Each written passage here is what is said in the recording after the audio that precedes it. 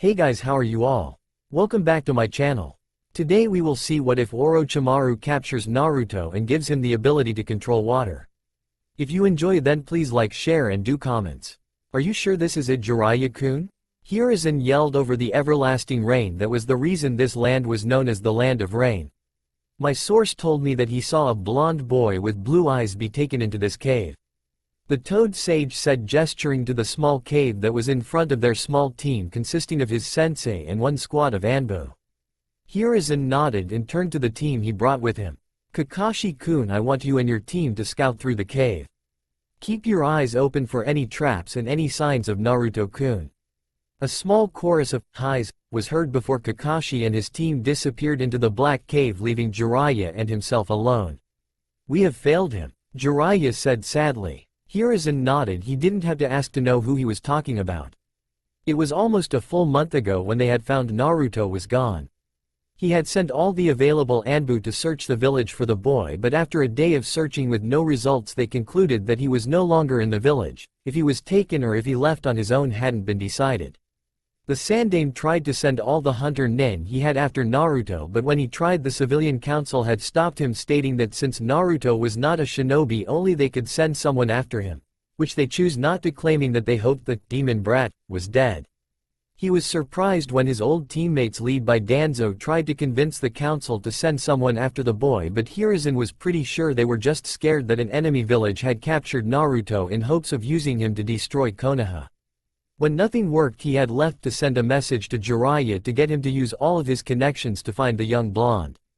While he was doing this, the council decided to add insult to injury by getting rid of his law on the grounds that the boy was dead and the villagers deserved to know. So before he even heard about it, they had called a village meeting and yelled out for everyone to hear how Naruto was the reincarnation of the Kyuubi and now he was finally dead. The village had started to celebrate almost instantly and tell their children about the demon child, effectively killing any chance of Naruto being accepted by his generation. Jiraiya had finally showed up in the village 2 days ago, stating that he had one of his spies with Orochimaru see a boy that matched Naruto's description. When the civilian council found out from his secretary, who was sent to Ibiki, they tried to stop him, but he frightened them with the idea of Orochimaru getting the boy to follow them. They automatically agreed on getting the boy back, stating they would rather have the demon under their control than Orochimaru's. Do you think he will ever be able to forgive his sensei? Jiraiya asked. He had been blaming himself ever since he had gotten the scroll. He is a kind soul, so he will forgive us, but the question you should be asking is if we deserve to be forgiven. Hiruzen let out a heavy sigh. And if he doesn't forgive us, then we will work for the rest of our lives to earn it. He thought sadly. They both stood in the rain and waited for one of the Anbu to come and get them. They only had to wait for a few minutes before a man with gravity-defying white hair appeared from the cave. Did you find him? Jiraiya asked quickly, not giving Kakashi the chance to speak. Kakashi nodded slowly. We found him, he said with his teeth and fists clenched. Is he alive? Hiruzen asked worriedly. Alive? Yes. The two older men let out the breath they didn't realize they were holding. But he is not the same. Kakashi continued, catching the men's attention again. What do you mean not the same? Jiraiya asked, wondering what his old teammate did to his godchild. See for yourself. Kakashi walked back into the cave with Jiraiya and Hiruzen at his heels. The temperature in the cave seemed to drop and the air became musky. Kakashi led them through a series of halls that ran throughout the cave, all lit by a dull torch that offered little to no light. They turned down another hallway that had a metal door at the end that had a bright light shining through the bottom of the door. The older men began to walk faster as they got closer to the door, especially after the strong smell of blood entered their noses. Right before they could open the door, they heard a few shouts and a loud bang. All three men pulled a kunai before Kakashi kicked the door in, revealing a bright white room. Jiraiya and Hiruzen gasped when they saw the room. White tiles covered the floor and walls with bright lights hanging from the ceiling. On the right side of the room, a large workbench held many different medical and experimental instruments with vials of strange-looking liquid. But what was on the far wall was what had caused the two older men to gasp. On the far wall, a small body lay on a metal table, but the numerous machines that kept the body alive blocked the body's face from view. The only thing they could tell was his body was covered with blood. Yamato. Kakashi yelled, catching the two older men's attention. They followed his line of sight to see three of Kakashi's Anbu restraining a cat-masked Anbu from cutting the throat of a boar-masked Anbu with a kunai.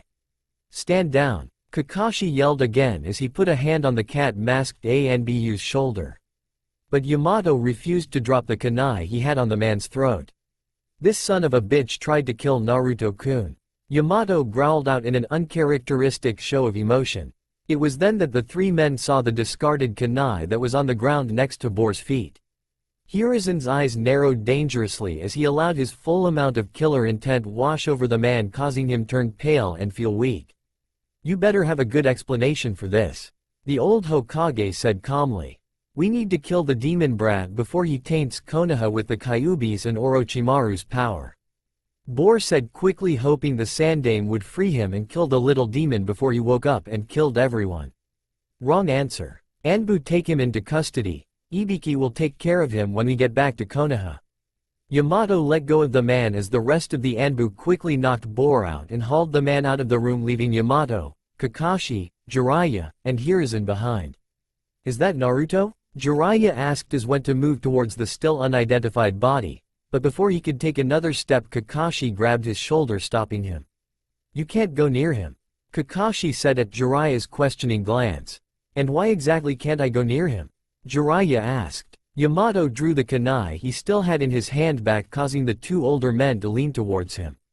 "I'll show you why," he said quickly before he was taken down by one of the legendary Sannin and his sensei. They both looked at each other before nodding at Yamato, giving him the go-ahead. Yamato flicked his wrist, shooting the kunai across the room faster than what should have been possible. As the kunai got within a few feet of the body, a sheet of water seemed to appear from thin air and knocked the kunai harmlessly to the ground. Hiruzen and Jiraiya started dumbly as the water seemed to evaporate into the air again, leaving no sign it was ever there to begin with. "What the fuck?" Jiraiya and Hiruzen said together. "From what we were able to find, Orochimaru was trying to give him a new bloodline limit, which he obviously accomplished. But he most likely wasn't expecting the water to act on its own, so when he had to move him, he was no longer able to get close enough to get him." Yamato concluded. "Do you think he is controlling it subconsciously?" Hiruzen asked as he took a step forward to try and see around the machines. "We aren't sure, Hokage-sama." Hiruzen said as he took another step forward. "If I'm right, then I think he's controlling it subconsciously, so the only way we are going to get to him is if someone he trusts is around, and the only one that he truly trusts is two ramen cooks and myself," he said as he moved cautiously towards the boy. As he got to the machines, a wall of water appeared, blocking his path. He frowned slightly before placing his hand on the hard surface. The water seemed to pulse under his hand before it evaporated into the air, giving him access to the young boy. He moved a few of the machines back before letting out a loud gasp. In front of him lay a young boy with many scars running up his arms and chest, with a single thin scar running over the right side of his mouth. He was clad in only a tan pair of pants that had streaks of dry and new blood running down them, much like the boy's body was. Hiruzen began to hope this wasn't Naruto, who had to go through so much pain at such a young age. Any doubts of the boy's identity disappeared when he saw the bright blonde hair that only a few people in the world have ever had. "Is it him, sensei?" Jiraiya asked after a few minutes of Hiruzen just staring at the body. Hiruzen turned to his old student and nodded grimly. "Yes, it is him," he said as he pulled out a small towel that lay on the table and began to wipe the blood off the boy. "How is he?" Kakashi asked. They could all see the amount of blood that was on the boy. "He is fine for now," Hiruzen said, causing the men to relax slightly. "But I swear on my wife's grave that I will make Orochimaru suffer before I kill him for what he has done." He allowed all of his killer intent to leak out of him as he spoke. He finished getting most of the blood off of the boy before he threw the towel to the side and picked him up bridal style. "Let us get back to Konoha as quick as possible," Hiruzen said as he walked out the door with the three men behind him. It would be a long trip back to Konoha, and Naruto could still use some medical attention. Back in Konoha 8 hours later. Back in Konoha, 4 men stood around the Hokage's office watching the small blonde boy sleep on the couch. They all had one thought on their minds. What were they going to do with the boy? They had taken extra care in not alerting anyone of their presence so they wouldn't have to deal with the council yet. It was still early in the morning, so only a few shinobi were in the Hokage's tower, so it was easy enough to get around unseen. But the council would be up soon and they would want to know about how the mission went. We can't just throw him back into the village. His apartment was burnt down right after he was declared dead by the council. The entire village populaces will most likely attempt to kill him, and now that includes his own generation. Yamato said sadly. Yamato's right, any chance of Naruto having a normal life was ripped away from him when the council revealed his secret. Kakashi agreed as he read his favorite copy of Icha to get his mind off what has happened to his sensei's son. Which we are going to have to tell him when he wakes up to make sure he doesn't hear it from some villager and have a mental breakdown from it. Jiraiya concluded. The villagers are another thing we have to worry about. Just in case Naruto doesn't have control of the water and some villagers try to hurt him like they used to, they will either be blocked or the water will kill them. Hiruzen said as he rubbed his temples trying to stop the incoming headache. There are only two safe options. We either allow him to live in the Anbu headquarters where he can train and be protected. Or we send him out of the village to train and grow without the hate of the villagers. Kakashi listed the only options he could think of that didn't have the chance of an ignorant fool being drowned. We would still have to worry about younger Anbu trying to kill him, and he wouldn't be safe if he left the village by himself. Yamato shot down both plans. What if we sent him with someone? Kakashi tried again and secretly hoped that he would be the one chosen to go with him. It's not like Anbu really needed him, they had Yamato and Itachi, who was most likely going to be Anbu captain when he stepped down. And who would we send with him? Hiruzen asked, but he already knew that Kakashi was going to volunteer. He had already tried to adopt the boy, but the civilian council would never approve the papers. And you know I can't allow you to go with him. We are still trying to rebuild our forces from the Kyuubi attack. I can't allow one of my best shinobi to leave right now. Kakashi, one visible eye dropped slightly before he went back to his book.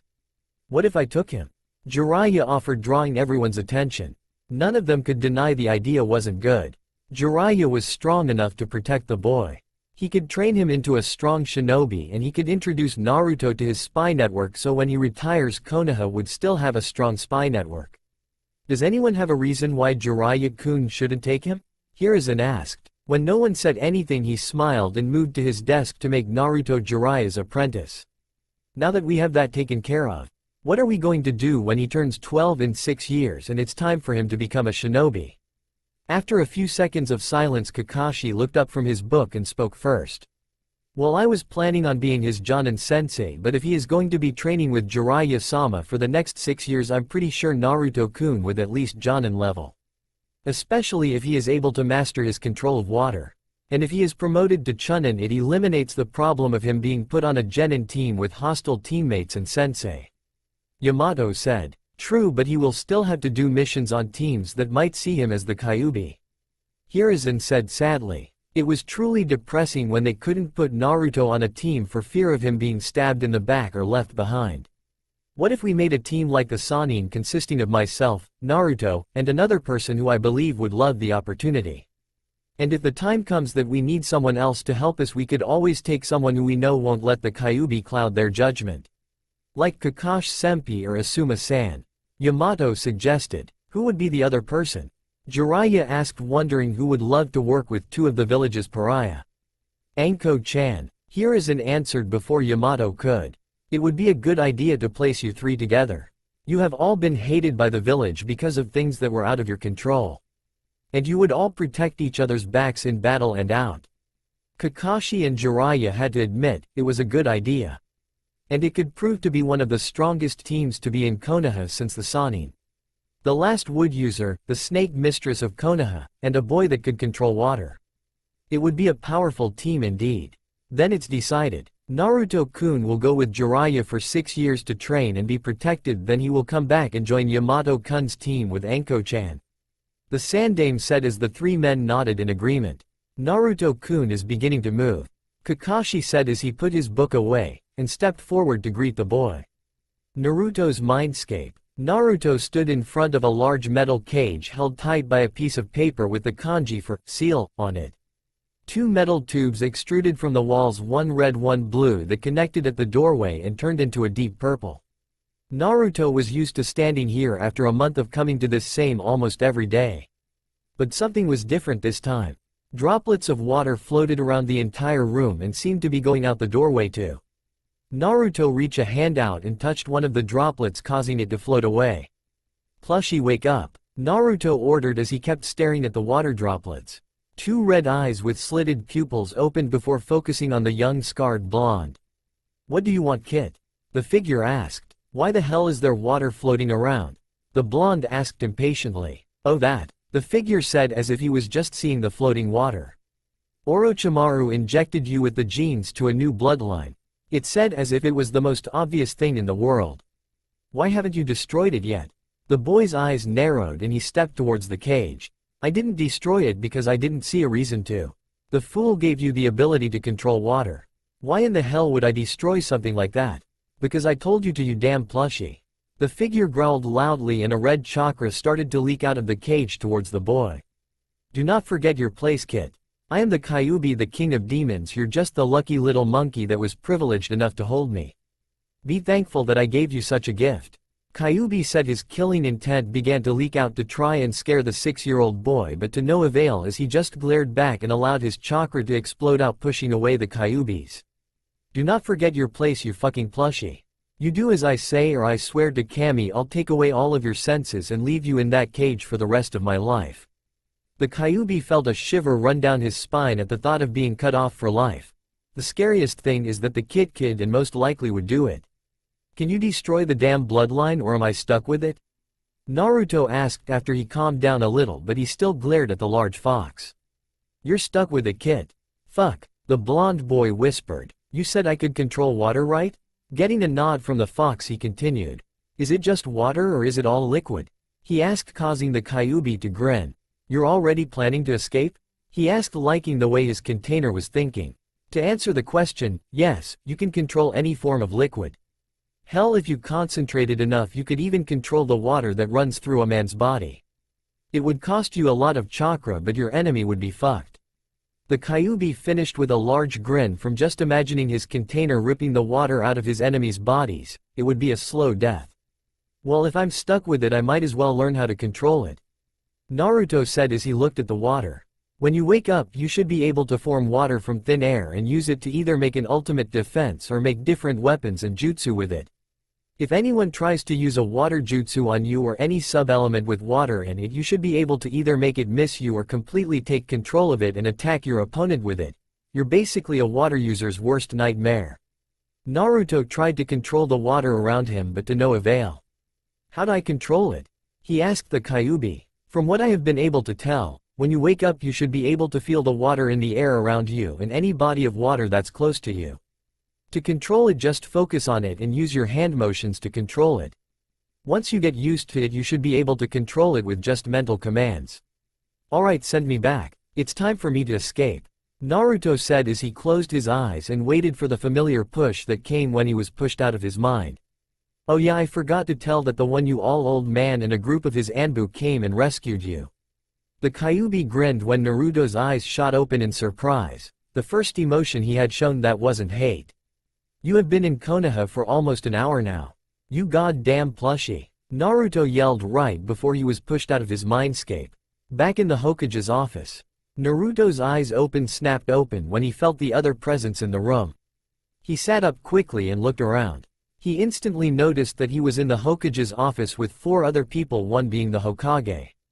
He took a minute to look at each man, starting with a tall man with extremely long and spiky white hair tied back into a ponytail, with 2 shoulder-length bangs that framed both sides of his face.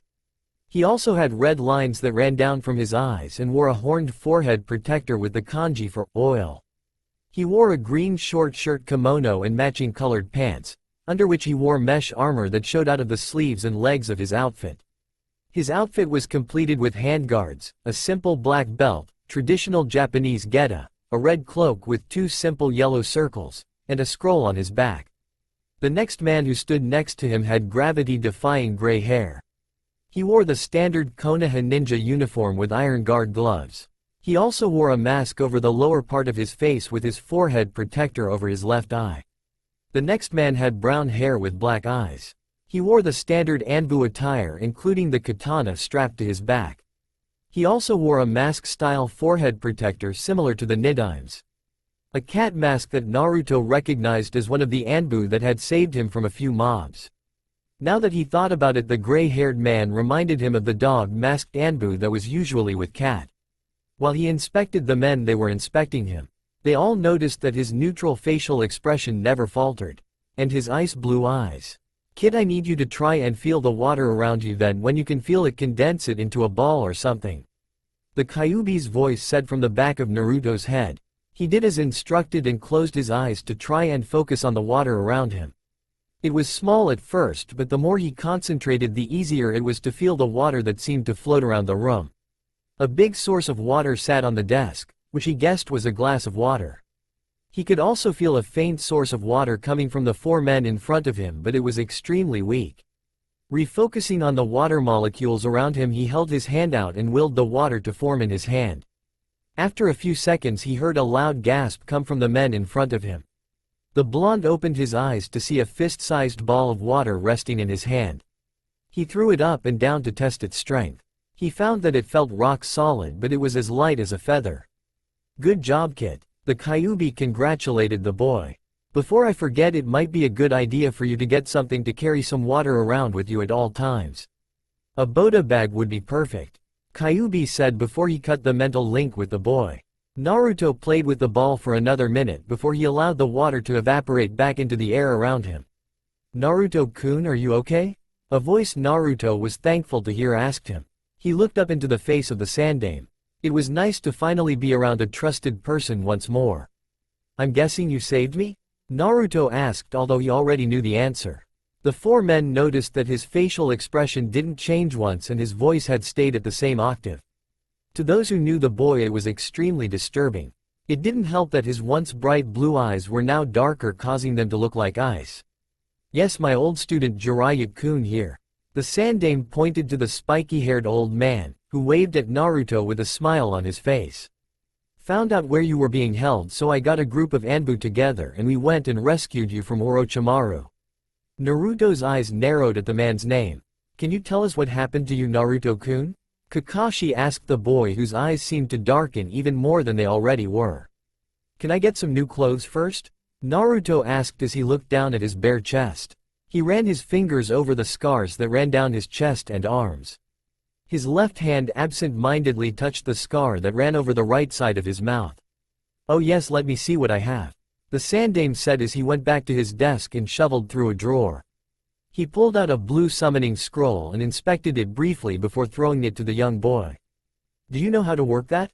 He asked the scarred boy, who nodded before he placed the scroll on the ground and opened it before adding a bit of chakra to it. A poof of smoke shot from the scroll, revealing a Chunin vest. Naruto looked at it questioningly before turning to the old man. It's all I have at the moment and the stores aren't open yet. Here is an answered the unasked question. Naruto nodded before he slipped the vest on and closed it to cover most the scars on his chest, but the ones on his arms and face were still very visible. Since you didn't bring me a pair of clothes from my apartment, I'm going to go ahead and guess that the villagers either destroyed them or burnt my apartment down, Naruto said with no emotion. The four men dropped their heads. It was sad when the boy was expecting something like this to happen. Unfortunately, you are correct, Naruto-kun. The Sandame confirmed his thoughts. Damn plushie, Naruto mumbled, causing the men to look at him like he was crazy. Plushie? Jiraiya asked. Naruto looked at him like it was obvious. The Kyuubi, he said, causing the men to gasp for what seemed like the 100th time. How did you find out?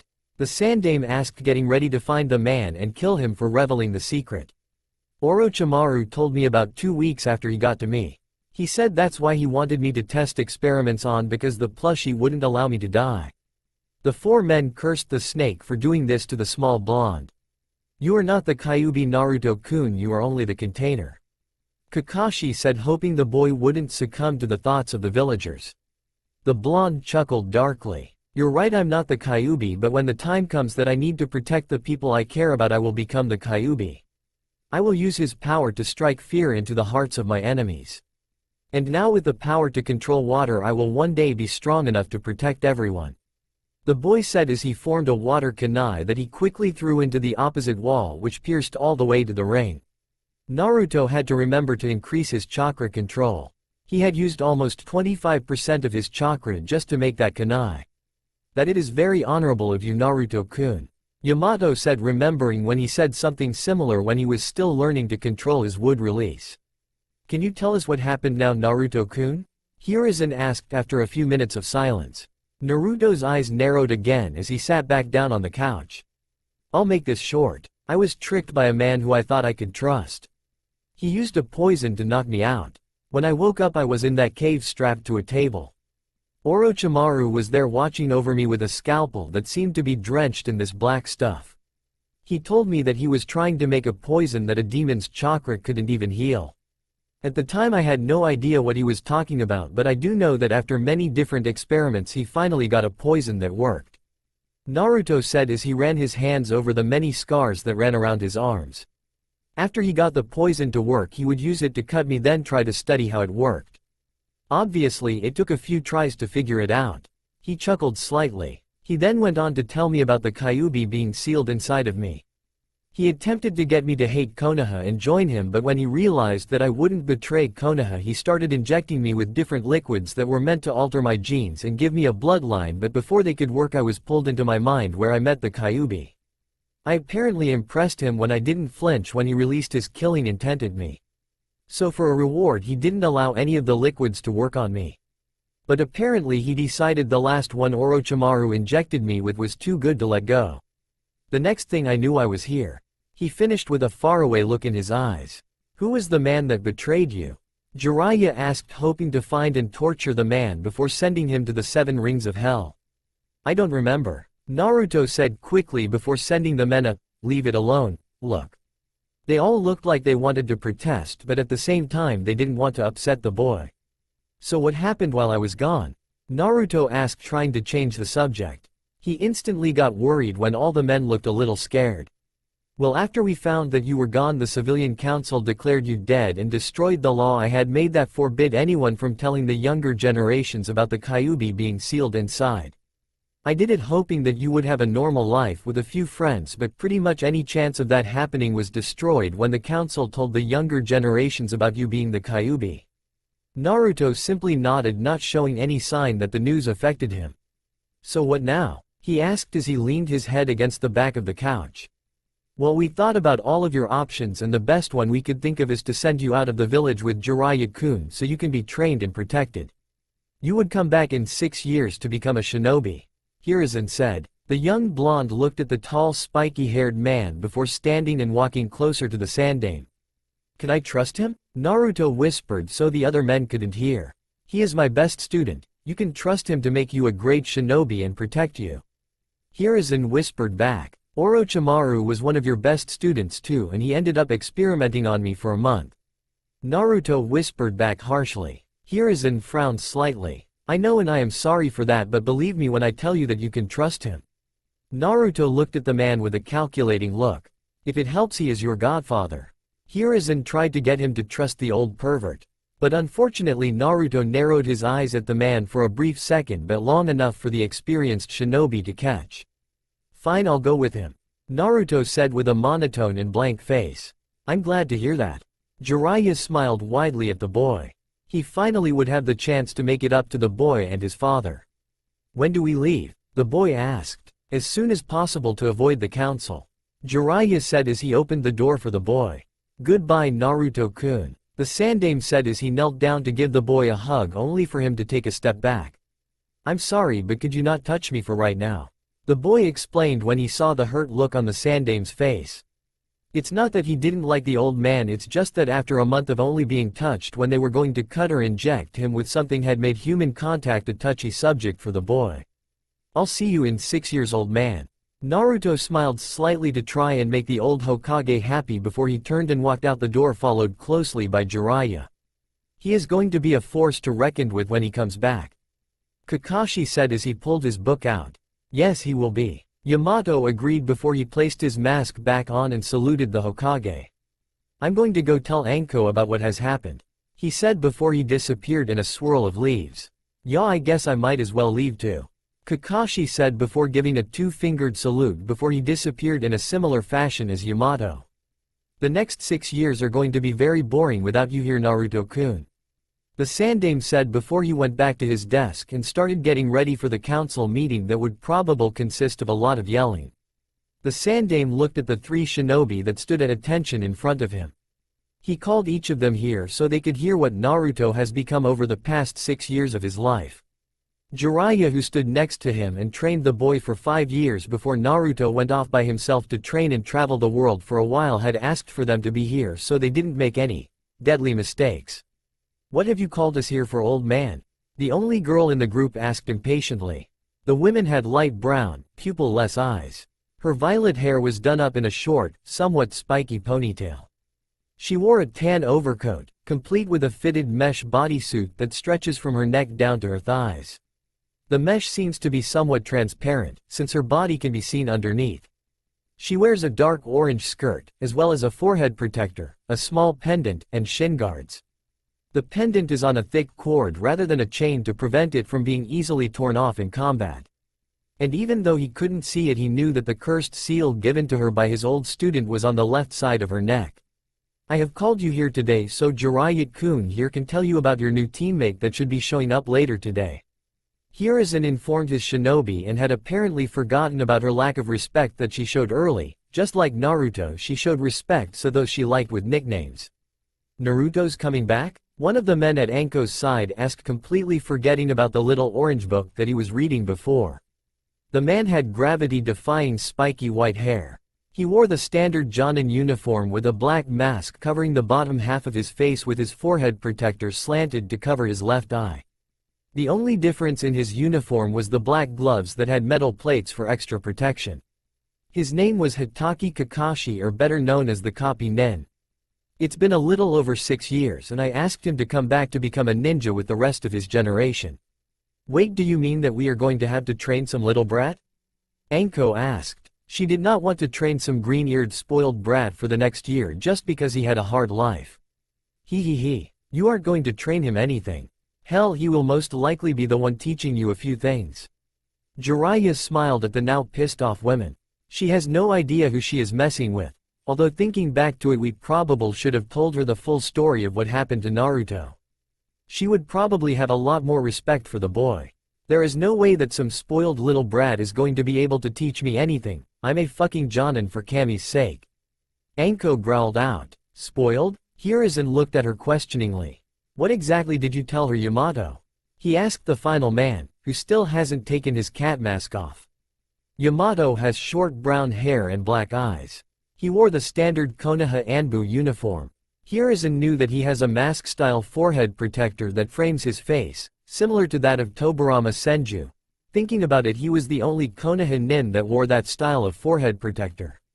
"I didn't tell her anything, Hokage-sama," Yamato answered. "Why?" Hiruzen couldn't think of any reason for Yamato to not tell Anko about Naruto. "You made the information an S-class secret, so I was forbid to tell her." Yamato was beginning to get confused. The Sandame was the one who made it a secret. Why did he think that he told Anko? "At the council meeting I did, but you told her before that, didn't you?" Hiruzen asked as he began to put the pieces together in his head. The wood user shook his head slowly. "No, she was in the Forest of Death and I wasn't able to find her before the meeting was called." During their conversation, Anko was getting more and more confused, which in turn made her more and more pissed. "What the fuck are you talking about?" she almost yelled at the two men. Hiruzen sighed before he looked to Anko. He really didn't want to tell this story again, but it seemed like he didn't have any other option. It all started about an hour after young Naruto and Jiraiya left. Flashback. 6 years ago. Council room. "What do you want?" Hiruzen asked harshly as he sat at the head of the table with Yamato and Kakashi at his sides, who had just been called to act as his guards. All of the council gawked at him silently. He had never been so forward before.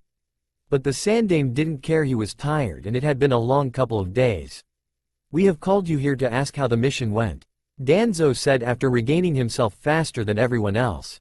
"It went well," the monkey summoner answered. "You already know what happened, you old war hawk. I don't know why you insist on making me tell you."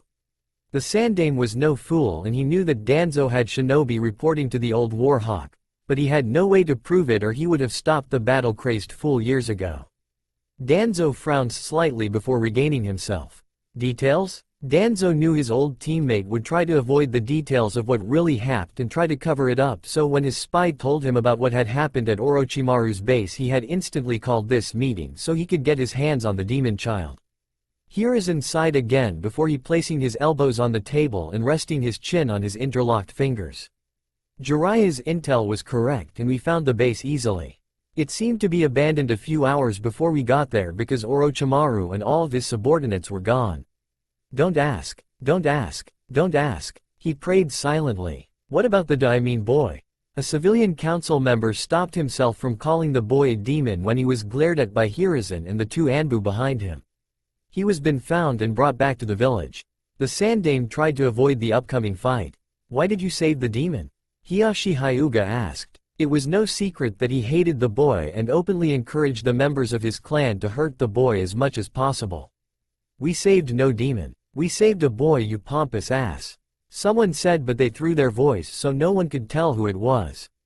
Heishi's face went red in anger and his Byakugan activated. Who said that? He asked as he looked around widely. The Sandaime chuckled lightly at Kakashi's antics before calming the situation. Calm down, Hiashi. Hiashi deactivated his Byakugan, reluctantly, and returned to stoic attitude, but those around him could hear the few curses he was whispering. Hiruzen, I have heard that the boy has a unique ability. Danzo said, setting up his plan to get the boy under his control. Hiruzen glared at his former teammate. So that's your plan, you senile old fool. Well yes, he does have the Kyuubi sealed inside of him, he said to annoy the crippled man. Not that. I meant the boy's ability to control water.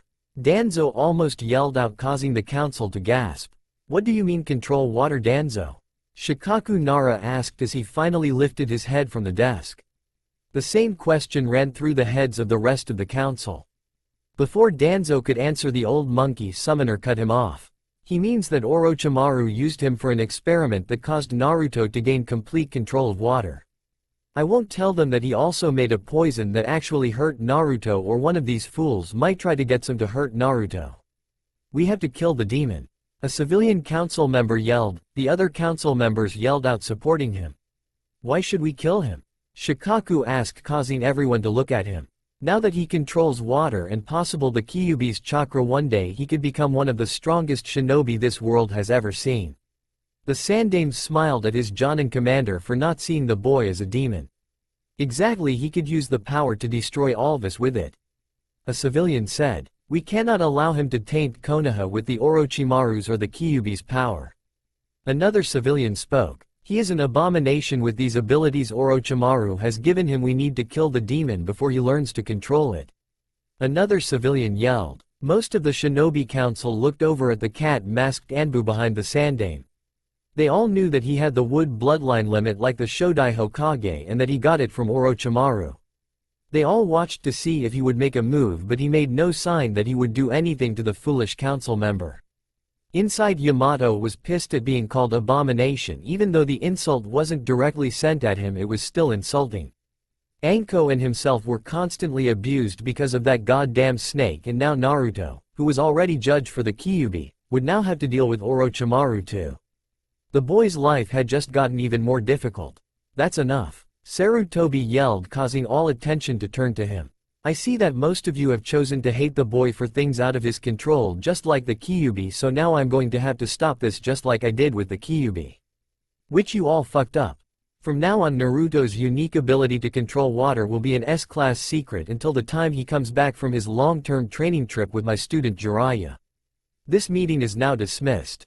Hiruzen, along with Kakashi and Yamato at his side, walked out of the room with a majority of the council screaming curses and threats that they all knew they would never be able to hold up. Oh. Just in case you missed it in Chapter 1. The council revoked Hiruzen's law about the Kyuubi because Naruto was presumed dead, so the entire village knows about the boy holding the Kyuubi. End flashback. By the end of the story, Anko was shaking in fury, for what reason the men had yet to figure out by Hiruzen and Yamato, and still covered their baby makers just in case the anger was directed at them. Anko was seeing red as the story finished. She was pissed for 3 reasons. Number 1 was that Orochimaru had captured, experimented on someone, and when there was a rescue she wasn't told about it. Number 2 was that the council had tried to kill the boy for reasons beyond his control, just like they did to her and Yamato. And third, she didn't get the chance to possibly help the boy who had suffered the same fate as her own. She knew that she couldn't do anything about the first two reasons yet, but the two men who were responsible for her not getting to help the boy were in the same room right now, so they would have to do, for now. How could you not tell me about this sooner? She yelled at Yamato and Hiruzen, who cringed when her anger was directed at them. If I would have known, I would have helped the boy get through it all. He wouldn't have had to go through all of it on his own without anyone to care for him. She continued. Are you forgetting something? Kakashi asked, drawing her anger towards him. He had lived for 6 years without anyone there to help him go through the hate of the villagers for having the Kyuubi sealed inside of him. And correct me if I'm wrong, but I don't remember you ever trying to help him through that. So don't get so pissed at them when you did nothing to help stop it from ever happening. Kakashi said coldly. Anko gritted her teeth and turned on the one-eyed scarecrow. Who are you to talk, Kakashi? I never saw you stepping up to help the boy. She accused and went to hit the man, but before she could, she found herself slammed against the wall that was to her back with her hands held above her head and a kunai to her neck. Kakashi was leaking ki that made the temperature of the room to drop drastically. She tried to rip her arms out of Kakashi's grasp, but he didn't even budge. She had heard that he had upped his training for some reason, but she never suspected he would be strong enough to hold her back with only one hand. I helped Naruto-kun by stopping 598 assassination attempts and another 672 kidnapping attempts with Yamato-kun and Itachi-kun at my sides. In 6 years we always saved him until the day we was kidnapped, when we were all out on a joint mission. He growled out. Yamato and Jiraiya moved up and put a hand on each of his shoulders to calm the copy nin. Yamato-kun, Itachi-kun, and I did everything we could to help the boy just get through the day when all you ever did was drink and fuck around with people to get over your own self-pity, so don't you ever say I didn't help the boy when I did everything I could. He placed the kunai back into his pouch and let her hands drop to her sides before turning his back to her and returning to where he used to stand. Okay, well, now that that's taken care of, I would really like to hear about young Naruto-kun. Effectively changing the subject, he turned to Jiraiya, indicating that he should start. Jiraiya cleared his throat before starting. I'll start by telling you all of his quirks. What do you mean by quirks? Anko cut him off. He means Naruto-kun has developed some strange attributes like most shinobi. Examples are your own sadistic personality, Kakashi Senpai's porn, Jiraiya's acts of stupidity, and my own enjoyment of scaring people. Yamato answered. Anko nodded in understanding before Jiraiya continued. He brought out 4 bags of hard candy from his kunai pouch that he threw to each person. His first quirk started after I gave him a piece of candy to calm his nerves as we were leaving the village 6 years ago. Ever since that day he will eat a piece of candy when he begins to get stressed or if you want him to do anything, and I mean anything. That's why I gave you the bags, so if you need him to help you defeat someone or help you train, or if you want him to accept a mission, you need to give him a piece of candy or he won't do it. Do you mean if we are about to die he won't save us unless we give him a piece of candy? Kakashi asked, looking a bit skeptical. Jiraiya nodded a few times. He won't allow you to die, but he will let your opponent kick the hell out of you before he saves you. Then he will demand candy, after which if you don't give him he won't help you again until you give him a full bag. Okay then, Yamato said as he placed the bag in his kunai pouch with the other 3 following his example. When they were all done with the candy, Jiraiya started again. His second quirk is his tendency to call everyone he knows longer than a day by a nickname. For example, he calls me Toad, the Kyuubi plushie. Anko chuckled at the idea of calling the King of Demons plushie. And Sensei Monkey. Hiruzen raised his eyebrows slightly. He calls us by our summons? No, he makes up the nicknames by the person's personalities. It's just a coincidence that our summons match our personalities. Does he call Orochimaru Snake? Yamato asked. Jiraiya gave a small chuckle before answering. Nope, Naruto-kun calls him pedophile. When I asked why he didn't call him Snake, Naruto-kun said that snakes are proud and strong serpents that have had their names soiled because of a traitor that doesn't deserve the right to summon their kind. Anko smiled at the boy's description of snakes. The boy had gained a few points as far as she was concerned.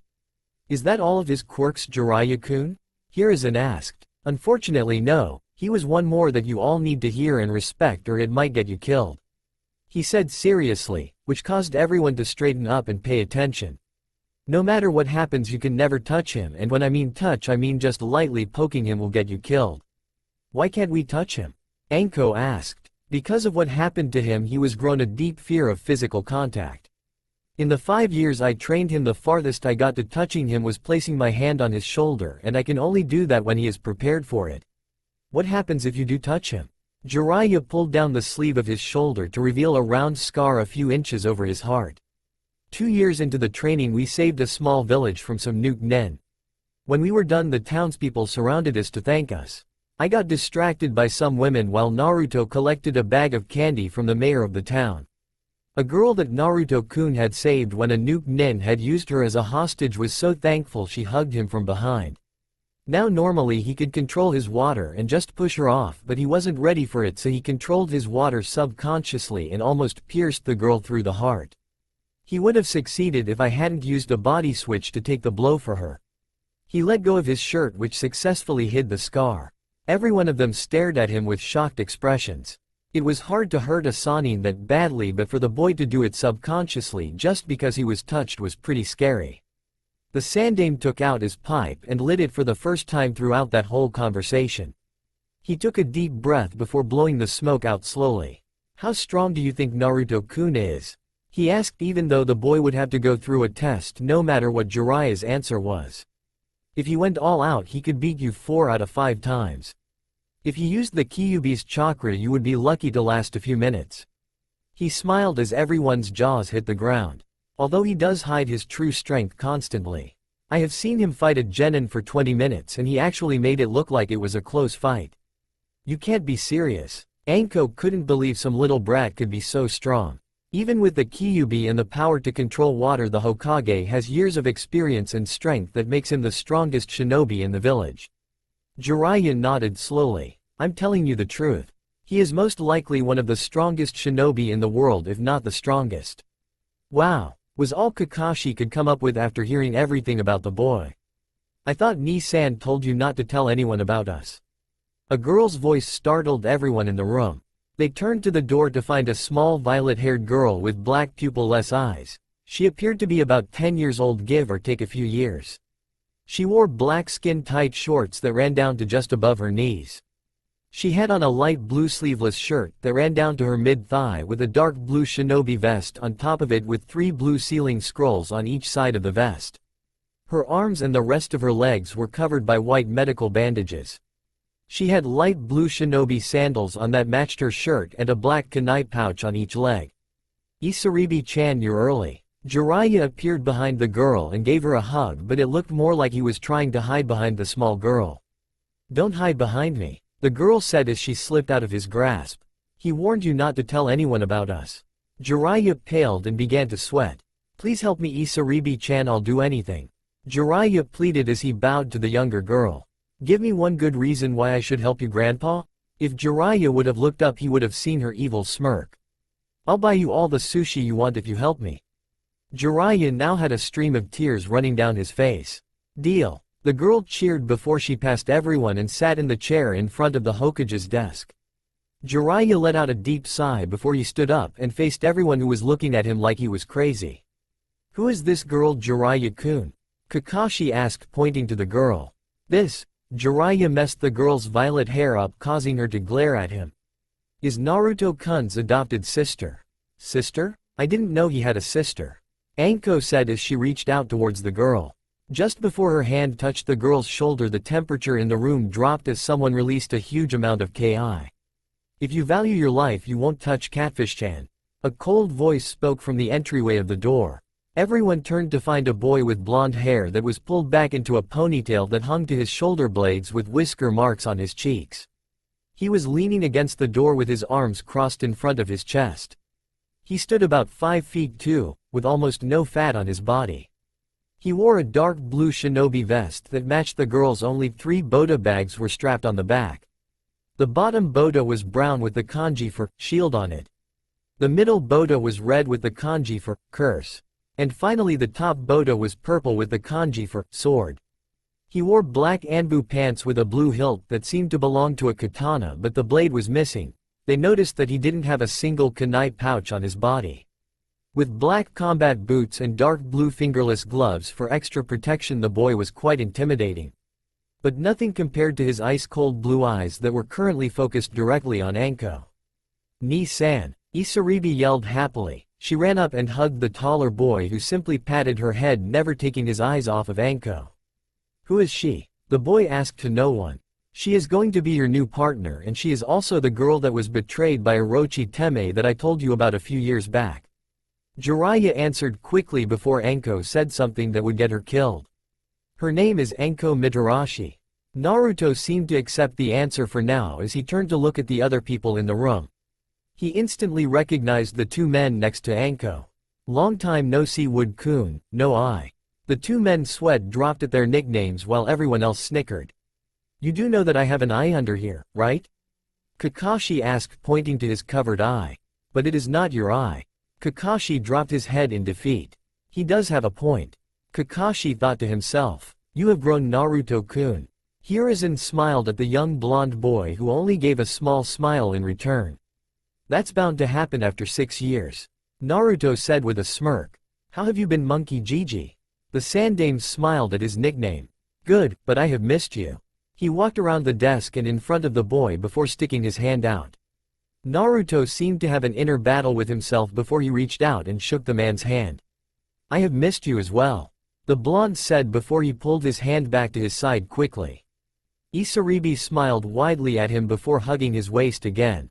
I would tell you about me, but it seems Toad-sensei has already done that. Naruto glared at the old perv who tried to hide behind Yamato. I had to tell them something. Jiraiya said sheepishly. One day that mouth of yours is going to get you killed, you old fool. Naruto said before his head shot towards the door and he positioned himself in front of his little sister. The other occupants looked at him like he was crazy before someone knocked on the door, causing all of their jaws to drop. How did he know someone was there?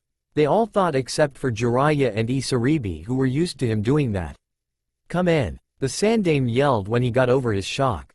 A young Chunin opened the door but stopped when he saw all of the shinobi in the room. He glared slightly at Naruto when he noticed the whisker marks on his cheeks, but he quickly schooled his features to try and hide his feelings, but everyone in the room still saw the look. The council has requested Jiraiya-sama's and your presence in a meeting. He said before glaring at Naruto again. They wanted that thing to come with you. He spat at Naruto. Everyone glared at the Chunin and was about to do something, but before they could, the man found himself pinned against the wall by a wall of water. You're a fool, Naruto said as he glared at the man. The blonde flicked his left hand towards the door, resulting in the man being thrown out the door by the water he was encased in. Anko, Yamato, Kakashi, and Hiruzen gawked at the boy that was now smirking at them like nothing had happened. Shall we? He asked as he began walking out the door with Isaribi and Jiraiya at his side. Naruto followed the Sandame towards the council room. The others had left to go do their jobs while Jiraiya had taken Isaribi to go get some sushi to settle their little agreement. Treacherous bastards, Naruto thought bitterly. Why did he have to go to the damn council room while everyone else gets to go do their own things? Naruto-kun, no matter what they say, don't listen to them. They have no authority over you, and if my plan works then they never will have authority over you. The Sandame said as he took a few puffs of his newly packed pipe. Plan? What plan? The blonde asked. The Sandame looked back and gave him a knowing smile that held a little mischief. All you need to know is that the council isn't as smart as they believe. A small tick mark appeared on his head. I see that you still love cryptic answers. Naruto noted absent-mindedly as he thought of all the times the old man had gave him a cryptic answer to all of his questions he had when he was a child. Who are my parents? Why does the village hate me? Why am I alone? All of those were questions I wanted to know the answers to, but now that I know the answers, there isn't a day that I wish that I was that naive little boy that would do anything for a bowl of ramen. The Sandame gave off a small chuckle as we turned another corner. It does bring me some entertainment. Yeah, well, it annoys the hell out of everyone else. The blonde mumbled. They both walked in silence for a few minutes, just taking in the peace for once. They could have shunshined into the council room, but neither of them were in a rush to get there. Just being in each other's presence after so long was relaxing, and it gave both a sense of familiarity that they hadn't felt in years. Naruto formed some water out of the air before making it into a small monkey that sat on the Sandame's shoulder. The Sandame laughed lightly as he petted the monkey that reminded him of Konohamaru in some ways. It's amazing, Hiruzen spoke as he stroked the monkey's smooth head. Your abilities, I mean. Even if you did get them from Orochimaru, you chose to use them in a good way. A way that will one day bring peace to this world for years, maybe even forever. Naruto shrugged slightly at the comment. At one time it was my dream to become Hokage and get the respect of Konoha, but now I'm no longer sure what I want to do. I mean, my abilities give me the opportunity to become extremely strong and powerful, but it doesn't compare to the idea of just having someone to return to when I get back from a mission. Someone to love me. The monkey on Hiruzen's shoulder evaporated into the air once more as Naruto lost focus on his creation. Hiruzen gave a weak nod. Your life has been hell. No one could deny that, but in that hell you have become a better person, a stronger person. You will be able to make the decisions that no one else will. And hopefully, one day you will find someone to love you, and someone you can love. They were now standing outside of the council room doors, both looking at each other with nothing but compassion. Hiruzen lightly placed his hand on Naruto's shoulder, causing the boy to flinch slightly, but his water didn't react. Hiruzen couldn't help but to smile lightly at the boy. It's time for the meeting, the Sandaime said, opening the door for the blonde. Naruto nodded as he schooled his features into an emotionless mask. The room they walked into was large with little light. A big wooden, U-shaped table took up most of the room, with all of the clan heads already at their seats. The symbol of their clan hung behind their heads. The Sandaime moved to the only open chair that sat at the head of the table. The kanji for Hokage on a red flag sat behind him. Naruto moved to the middle of the room, where a large spotlight had been placed to emphasize who they were talking to. An Anbu appeared from the shadows with kanji-covered handcuffs. Naruto hesitated as he looked at the Hokage for approval. After a short nod, Naruto held his arms out, allowing the Anbu to put the cuffs on his wrists, rather tightly if you asked him. The waterbender instantly felt the slight chakra drain as the cuffs tried, and failed, to suppress his chakra. They must think that I need chakra to control my water, Naruto thought as he looked around at the now relieved faces of the counselors. It's not like those puny little cuffs could withstand your strength anyway. The Kyuubi's voice called from the back of his head. Naruto chuckled lightly, causing the counselors to stare at him with concern. If I really need to, I will just fuse some of your chakra into the seals. It will most likely overpower them and allow me to use my chakra again if I need it. State your name and rank. An old council member that sat and Hiruzen's side ordered. My name is Naruto Uzumaki. My rank is civilian, even though I could kill all of you. He mumbled the last part under his breath, even though Sume Inuzuka and the Sandaime heard and chuckled lightly. Do you know why we have called you here today? The old woman on Hiruzen's other side asked. I was not informed, Naruto answered. We have called you here to ask you a few questions about your training trip. The Hyuga clan head said as he made his presence known. I will answer when I can. But I will withhold any information that I see fit. You will answer every question with the utmost honesty. The old woman yelled as she banged her hand against the table. Naruto glared at the old woman before he answered. I am a civilian, so you can't order me to give you any information that I don't want to give. I don't even need to be here right now, so be thankful that I feel generous today. Naruto answered with a small smirk, causing most of the council to glare at him and the others to silently laugh. Well, now that we have that over with, I will allow you all to ask whatever questions you want. The Sandaime said as he tried to get the ball rolling. He had better things to do today, like paperwork, icha, but as he just said, he doesn't have to answer any questions that he doesn't want to, so don't try to make any demands. The council nodded to each other in agreement, although most of them weren't happy about them not getting what they wanted. But they still had their backup plan, so they would submit for now. I would like to know about your abilities? Shikaku Nara asked without even lifting his head from the table.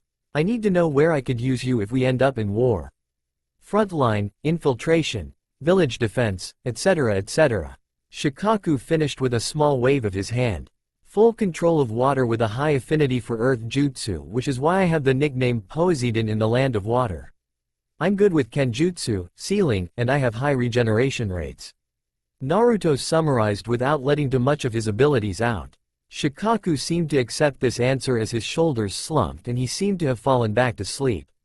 What happened during your time in the land of water? Hiyashi Hyuga asked with a voice that screamed arrogance. I trained with the toad for a while before I left and began to train by myself. Naruto answered as he thought about all of his adventures in the wet land. I found Catfish-chan a few months later and decided to adopt her. After that we trained together for a while before we came back here." Naruto finished, obviously leaving out a shitload of details. "Is that all?" Hiyashi asked skeptically. "It's all you're going to get." Naruto answered with an innocent smirk, causing a tick to appear on the Hyuga head. Choza Akamichi cleared his throat quickly before Hiyashi attempted to kill the boy. "Who is this Catfish and Toad you speak of?" He asked the question that was on the minds of a few other members. "The Toad is my student Jiraiya-kun and Catfish is Naruto-kun's adopted little sister Isarabi Uzumaki. She will be graduating with this year's academy students." The Sandaime answered before Naruto could. "And he uses nicknames for everyone he likes or respects. For example, he calls me Monkey and Kakashi no I."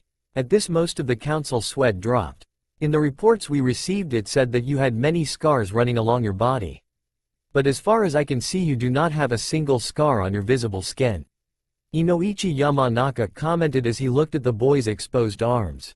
"Your reports are correct. But I had gotten sick of being asked about how I got the scars, so I created a genjutsu similar to Tsunada's that covers my scars and can't be released unless the flow of chakra is stopped. And that is unlikely to happen because I use Kyuubi's chakra to substitute it." Naruto couldn't help but smirk at the collective gasp of the council. "You can control the Kyuubi's chakra?" Shikaku asked as his head shot up again. This was the kind of information he was looking for. If the boy could actively use the Kyuubi's chakra, then Shikaku could use him in front-line battles and never have to worry about him getting tired or dying of chakra exhaustion. "Well, to a certain extent, yes," Naruto said as he stroked his chin. "I can only control so much, but I can also call on it whenever I feel like it." The blonde mentally counted to 3 before someone yelled. "He has full control of the Kyuubi. We need to kill him now before he uses the Kyuubi's power to kill us all." The old man at the Sandaime's side said while glaring daggers at the boy. "Do you really think it is a good idea to try to kill me when I have full control of the demon?" Naruto asked with a raised eyebrow. "I could let the Kyuubi out whenever I want to, but you damn fools still try to threaten to kill me." At this thought most of the council paled considerable. "Very funny, Naruto-kun," the Sandaime said quickly before one of the council members did something they would regret. "New question," he said, changing the very hostile subject. "I was wondering about the canisters on your back?" Sume asked as she stared at the 3 water botas that were strapped to the teen's back. She had gotten a glimpse of the kanji on each of them, but she couldn't think of what they could mean. Unless the boy had a sword and shield sealed in 2 of them and then some magical curse in the other. "These," Naruto said, pointing to his back and pausing to build anticipation, "are secret," he said, causing the council members and the Hokage to sweat drop again. "We demand that you tell us what they contain." The old women at the Hokage's side yelled. "And I demand that you go to hell," Naruto said without missing a beat. "What these botas contain are a clan secret. So unless the rest of the clans here are willing to show me the secrets of all of your clan jutsu, which they won't do, so I won't show you either." "Can you at least give us a brief summary, Naruto-kun?" the Sandaime asked. "I am quite curious about what they contain myself." Naruto's head dropped in defeat. There was no way that he could deny the Sandaime's will. "Basically, sword will kill you, shield will protect you, and curse will make you wish that you were in hell." Naruto summarized as best he could without revealing the secrets to his technique. "Thank you, Naruto-kun," the Sandaime said with a small smile. "Go to hell, monkey," Naruto said back with his bottom lip placed in a pout. Most of the council members turned to the Hokage to see what he would do to the boy for being so disrespectful, but they only found him smiling like an old grandfather to the boy. "Is that all of the questions because I have to get back to Toad and Catfish?" "There is one more thing we need to discuss with you, Naruto-san," Hiyashi Hyuga said. "And what would that be?" Naruto asked suspiciously. He didn't like the way that some of the council was smiling. "We need to give you a rank," Hiyashi said, allowing a small smirk to form on his face. Naruto raised one eyebrow before answering like it was obvious. "Jonin." The old man at the Sandaime's side chuckled darkly as he sat up in his seat. "You might think you are that strong, but we will need you to take a test to prove it," the old man said with a devious smirk. It was then that Naruto figured that this was the council's plan, as the Sandaime called it. "And what test would you have me take?" Naruto asked with a raised eyebrow. "We were thinking a tournament," Hiyashi said. similar to that of the Chunin exams. You will fight one of each rank starting with a Genin, then, if you win of course, you will go on to Chunin then Jonin. If you get through all 3 of them then you will become a Jonin. Naruto let out a small, HHMM, before asking. When would this test take place? We wouldn't want you to wait so we will start it in 2 hours. Hiyashi said. And who would I fight? Genin Neji Hyuga, Chunin Mizuki, and Jonin Mikaro Dazaki. The old man next to the Sandame answered. 2 Kyuubi haters and a boy that Hashi controls. The Sandame thought as he smiled to himself. He already knew that the council was planning to have Neji and Mizuki tire the boy out and then have Mikaro kill him. But Hiruzen had other plans for who the Jonin would be. Even though it really didn't matter for Naruto would beat everyone the council sent against him. The Sandame still wanted to know just how good the boy was, so he was going to have to change the Jonin to someone he knew would test the boy. That is a good group of shinobi, but I believe that I have someone better to fill the Jonin's spot. The Sandame said, catching everyone's attention. I'm going to switch Mikaro Dazaki with Kakashi Hatake. Naruto couldn't help but stare at the old man with a, what the fuck, expression. Why would he make him fight one of the only people he actually liked in this village? Let's see what you have planned, old monkey. Naruto thought to himself. Hokage-sama, I extremely hope that you will reconsider. The old woman next to him said with a pleading look. We choose those 3 shinobi because we felt that they would be the best suited to test the boy's abilities. The Sandame couldn't help but smile as he answered. Test the boy or kill him? He asked, causing a few of the councilmen to pale at being caught by the Hokage. I do agree with them about the test, so we will all meet at the arena for the test in 2 hours. Send a message to all of our free shinobi to come and watch if they please. But civilians will not be allowed to watch. Naruto nodded in agreement with the plan. At least this way he would get a good warm-up before his shinobi career started, and he has always wanted to fight No-Ai. Will that be all, Monkey-sama? Naruto asked with some respect. Yes, that will be all. The Sandame said as he motioned for the Anbu to unlock the boy. No need, the boy said as he snapped his wrist apart, causing the cuffs to fall apart into many different pieces. Naruto gave a small, HHMMPH, as he looked at the metal pieces. Kiri's cuffs are a lot stronger, he said as he turned and walked out of the room, leaving the stunned counselors staring at the metal pieces. Damn, Sume said, pretty much summing up the thoughts of the other counselors. It was no secret that those cuffs could even hold Tsunade of the Sanin, and she was supposed to be one of the strongest shinobi in the world. Sushi stand. 1 hour later. Are you done yet, brat? Jiraiya asked as he looked at his almost empty wallet with anime tears running down his face. Not even close, grandpa, Isarabi said with a large smile as she ordered another plate of sushi. Both turned as a blonde boy sat down at the table next to Isarabi. He instantly reached for one of Isarabi's sushi, but before he touched it she smacked his hand away with a hiss. Go away, Ni-chan, Isarabi yelled as she covered her food with her arms. Hee, calm down, Catfish-chan, I was only kidding, Naruto said as he took a bite out of the sushi he had stolen when she smacked his hand. How did you get that? Isarabi asked with a stunned expression. Naruto smiled as he moved his finger in a circle, causing the water from Isarabi's drink to expand from the cup and pick up one of her sushi before moving it to Naruto's now empty palm. He smiled as he popped it into his mouth and chewed happily.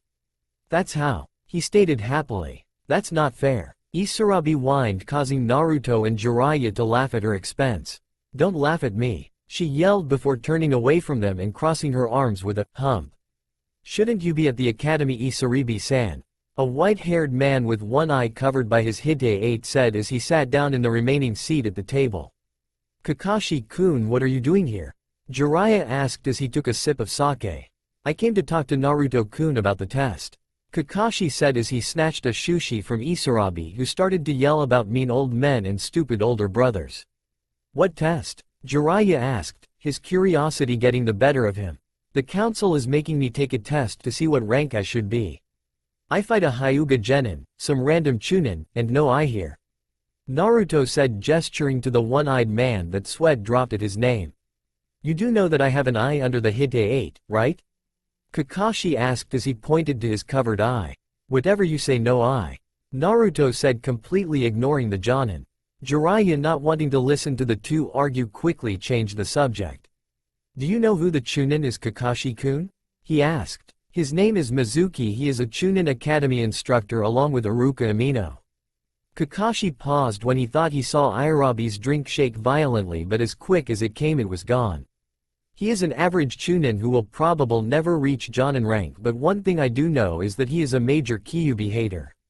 Kakashi finished. Jiraiya let out a small sigh as he caught on to the council's plan.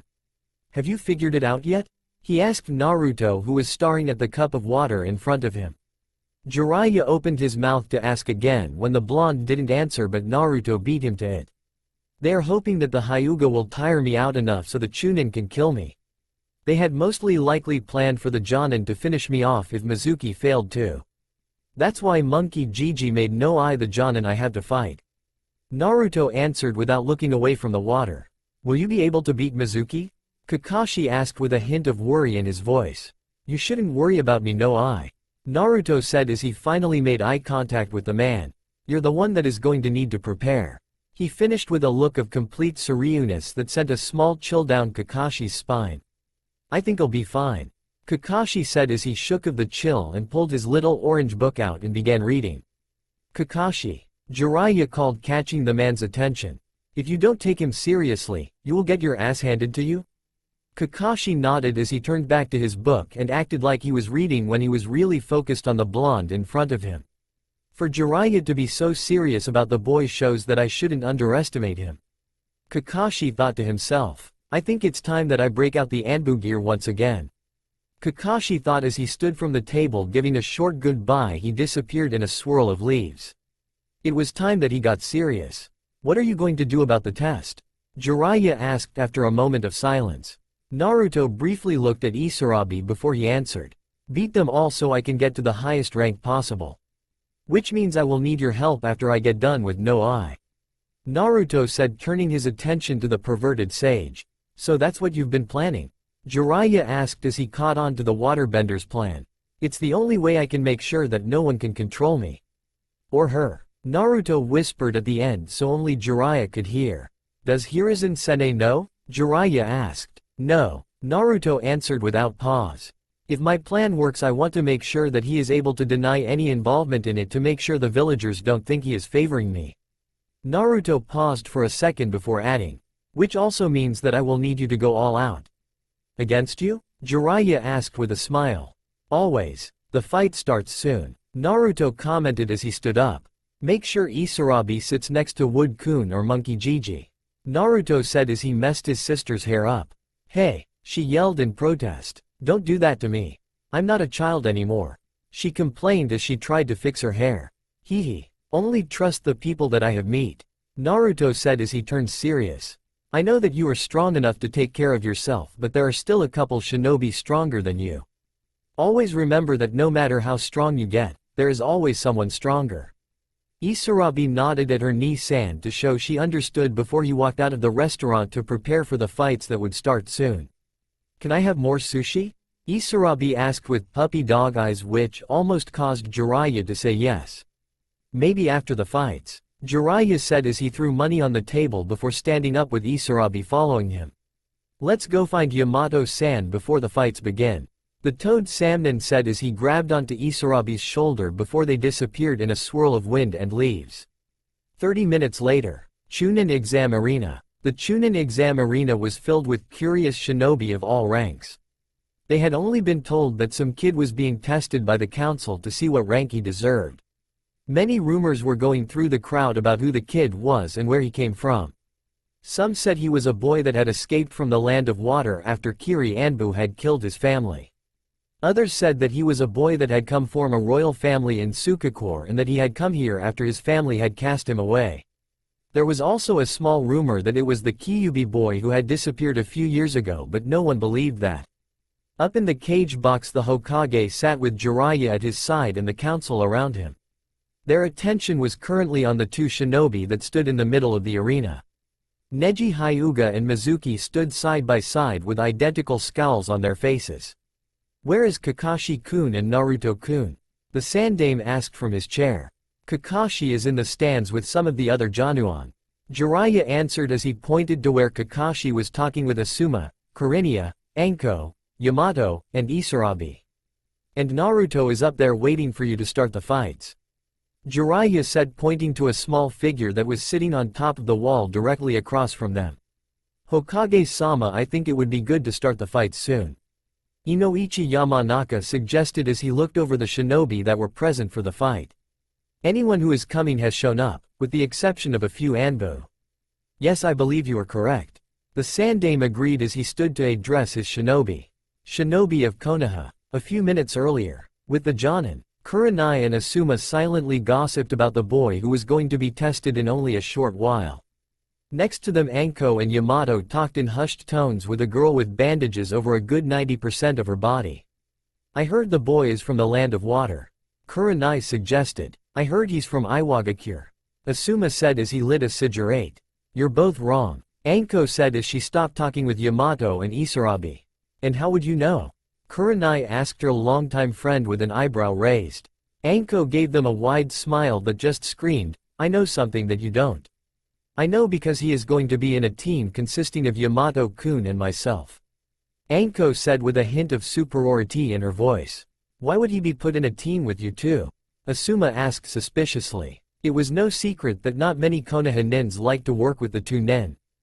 Fears of the two turning on their teams before joining Orochimaru plagued the hearts of the shinobi and civilians. Which further increased the question about why this new boy would be put on a team with the two village pariahs. He is like us, Yamato answered cryptically, further supporting the two nins' curiosity. Before Asuma and Kurenai could interrogate the two about what they knew, Kakashi appeared in a swirl of leaves.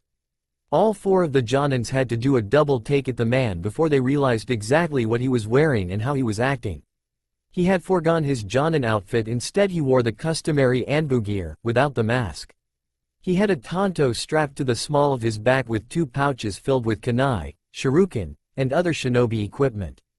His icha was nowhere in sight, which Kurenai noticed almost instantly. Instead of being happy that the perv had finally found the manners to not read his porn in public, she found that it actually scared her.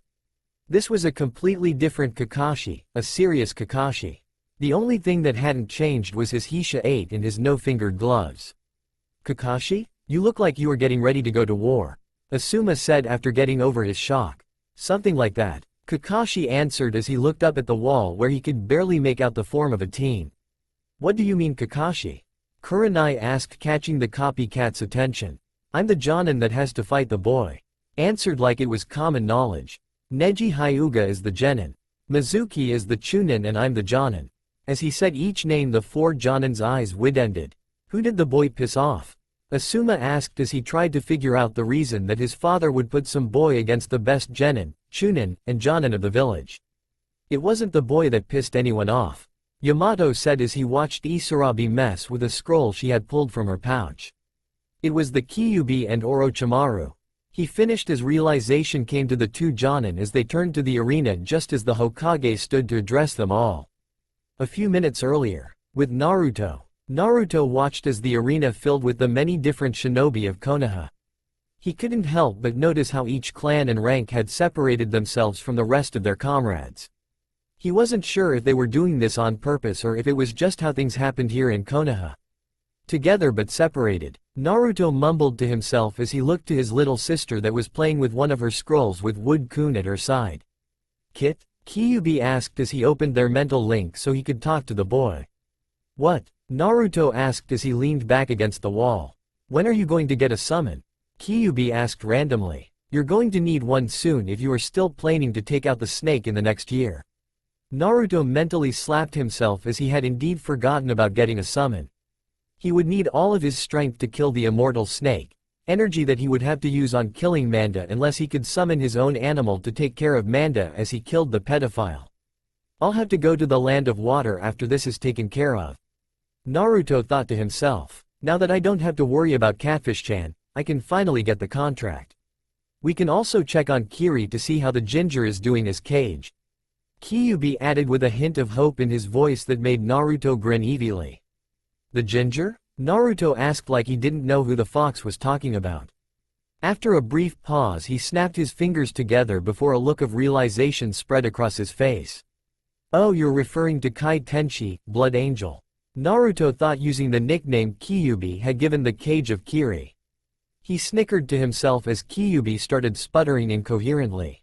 Naruto cancelled the link with the Kyuubi as the Hokage stood up to address the gathered shinobi. Shinobi of Konoha. The Sandaime began with a demanding and strong voice. It seemed that the tournament was about to begin. Shinobi of Konoha, I welcome you here today to watch history in the making. For on this day we will welcome one of our own into our ranks. The Sandaime spoke with such authority in his voice that every person there believed what he spoke of. He will one day lead us into a great future, a future of peace, power, and freedom. Please give a good welcome to Naruto Uzumaki, container of the Kyuubi and controller of water. As the Hokage finished his speech, Naruto appeared in front of Mizuki and Neji in a swirl of water. His appearance was met with silence and shock. This was the boy that was thought to have been dead for the past few years.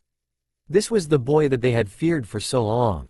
And now he stood in front of all of them with his arms crossed and power radiating off of him.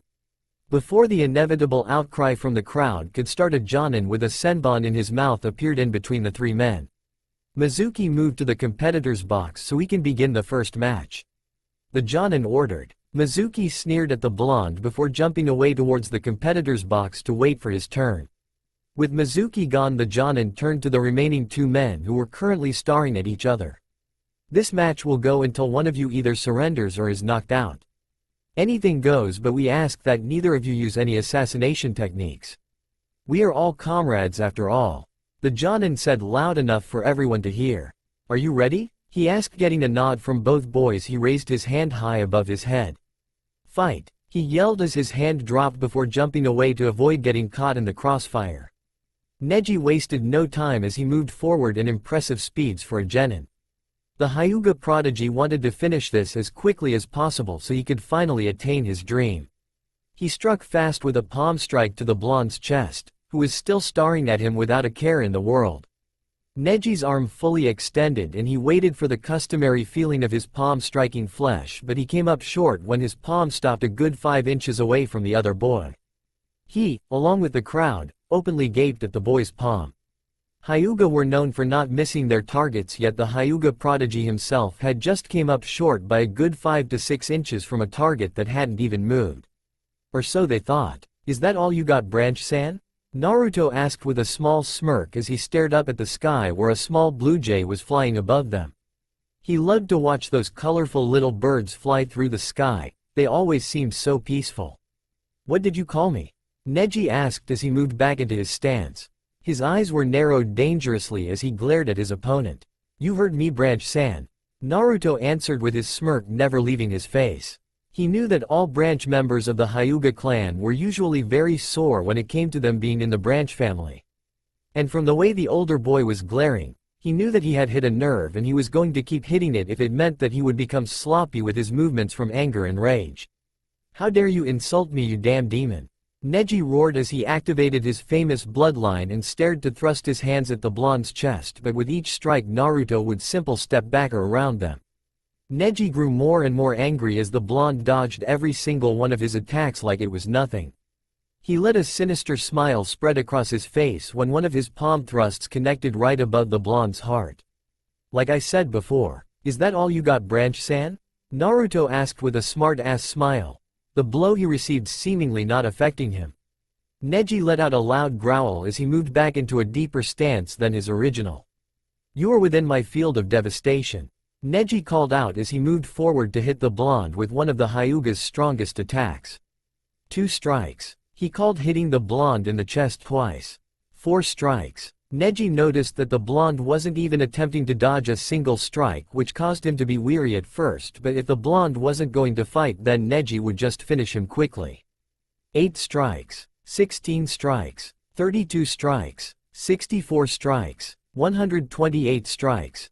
The finally strike connected, sending Naruto back almost 15 yards before he rolled to a stop. Everyone watched with their breaths held, each one waiting to see if the blonde would get up. Almost a full minute passed before Neji let out a deep breath that he didn't know he was holding. He stood with a triumphant smile on his face as looked up towards the cage's box was. His eyes scanned the box until they fell on Hiyashi, who gave him subtle nod. Just before the fights, Neji bowed before Hiyashi in one of the many dark hallways that the arena held. He knew that 2 branch members stood at the entrance to each hallway to make sure no one overheard this conversation. You will be fighting a demon that has disgraced Konoha since the day he was born.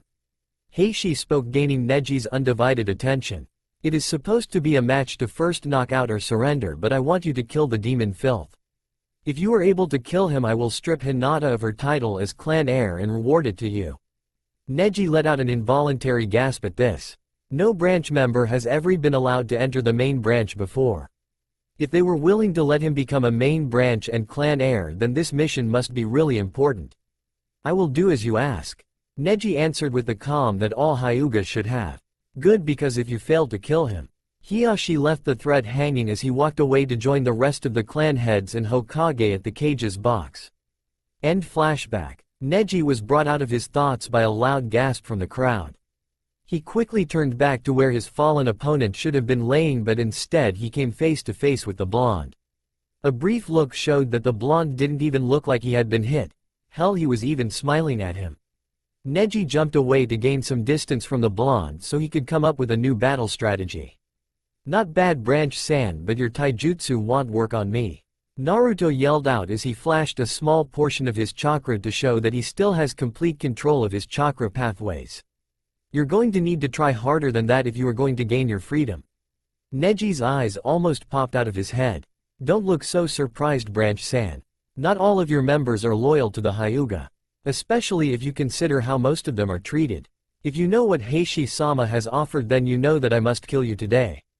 Neji said as he slipped back into his stance, but Naruto could see that he had lost a lot of his determination. I can't allow you to kill me, but I might be able to help you. Naruto offered a small smile towards the trouble prodigy. Now let's move on with our match, shall we? And remember, your taijutsu won't work on me, so you should try some ninjutsu. And when I say ninjutsu, I mean elemental, not that glorified tea ninjutsu your family uses. I don't need elemental ninjutsu to beat you. Neji spat at the blonde as he prepared to charge once more. We shall see. Naruto dropped to one knee with both of his palms on the ground. Come on then, Branch-san. Naruto taunted with a smirk. Neji ran at the blonde with a snarl. His hand pulled back to strike at the other boy. Naruto smiled as he pumped some chakra into the ground. Neji watched as 2 dragons made of mud extruded from the ground. Balls of mud shot from dragons' mouths at Neji, causing him to jump back to escape the heavy attacks. You can't dodge forever, Branch-san. Naruto yelled, passing more chakra into the ground, causing more dragons to pop out of the ground.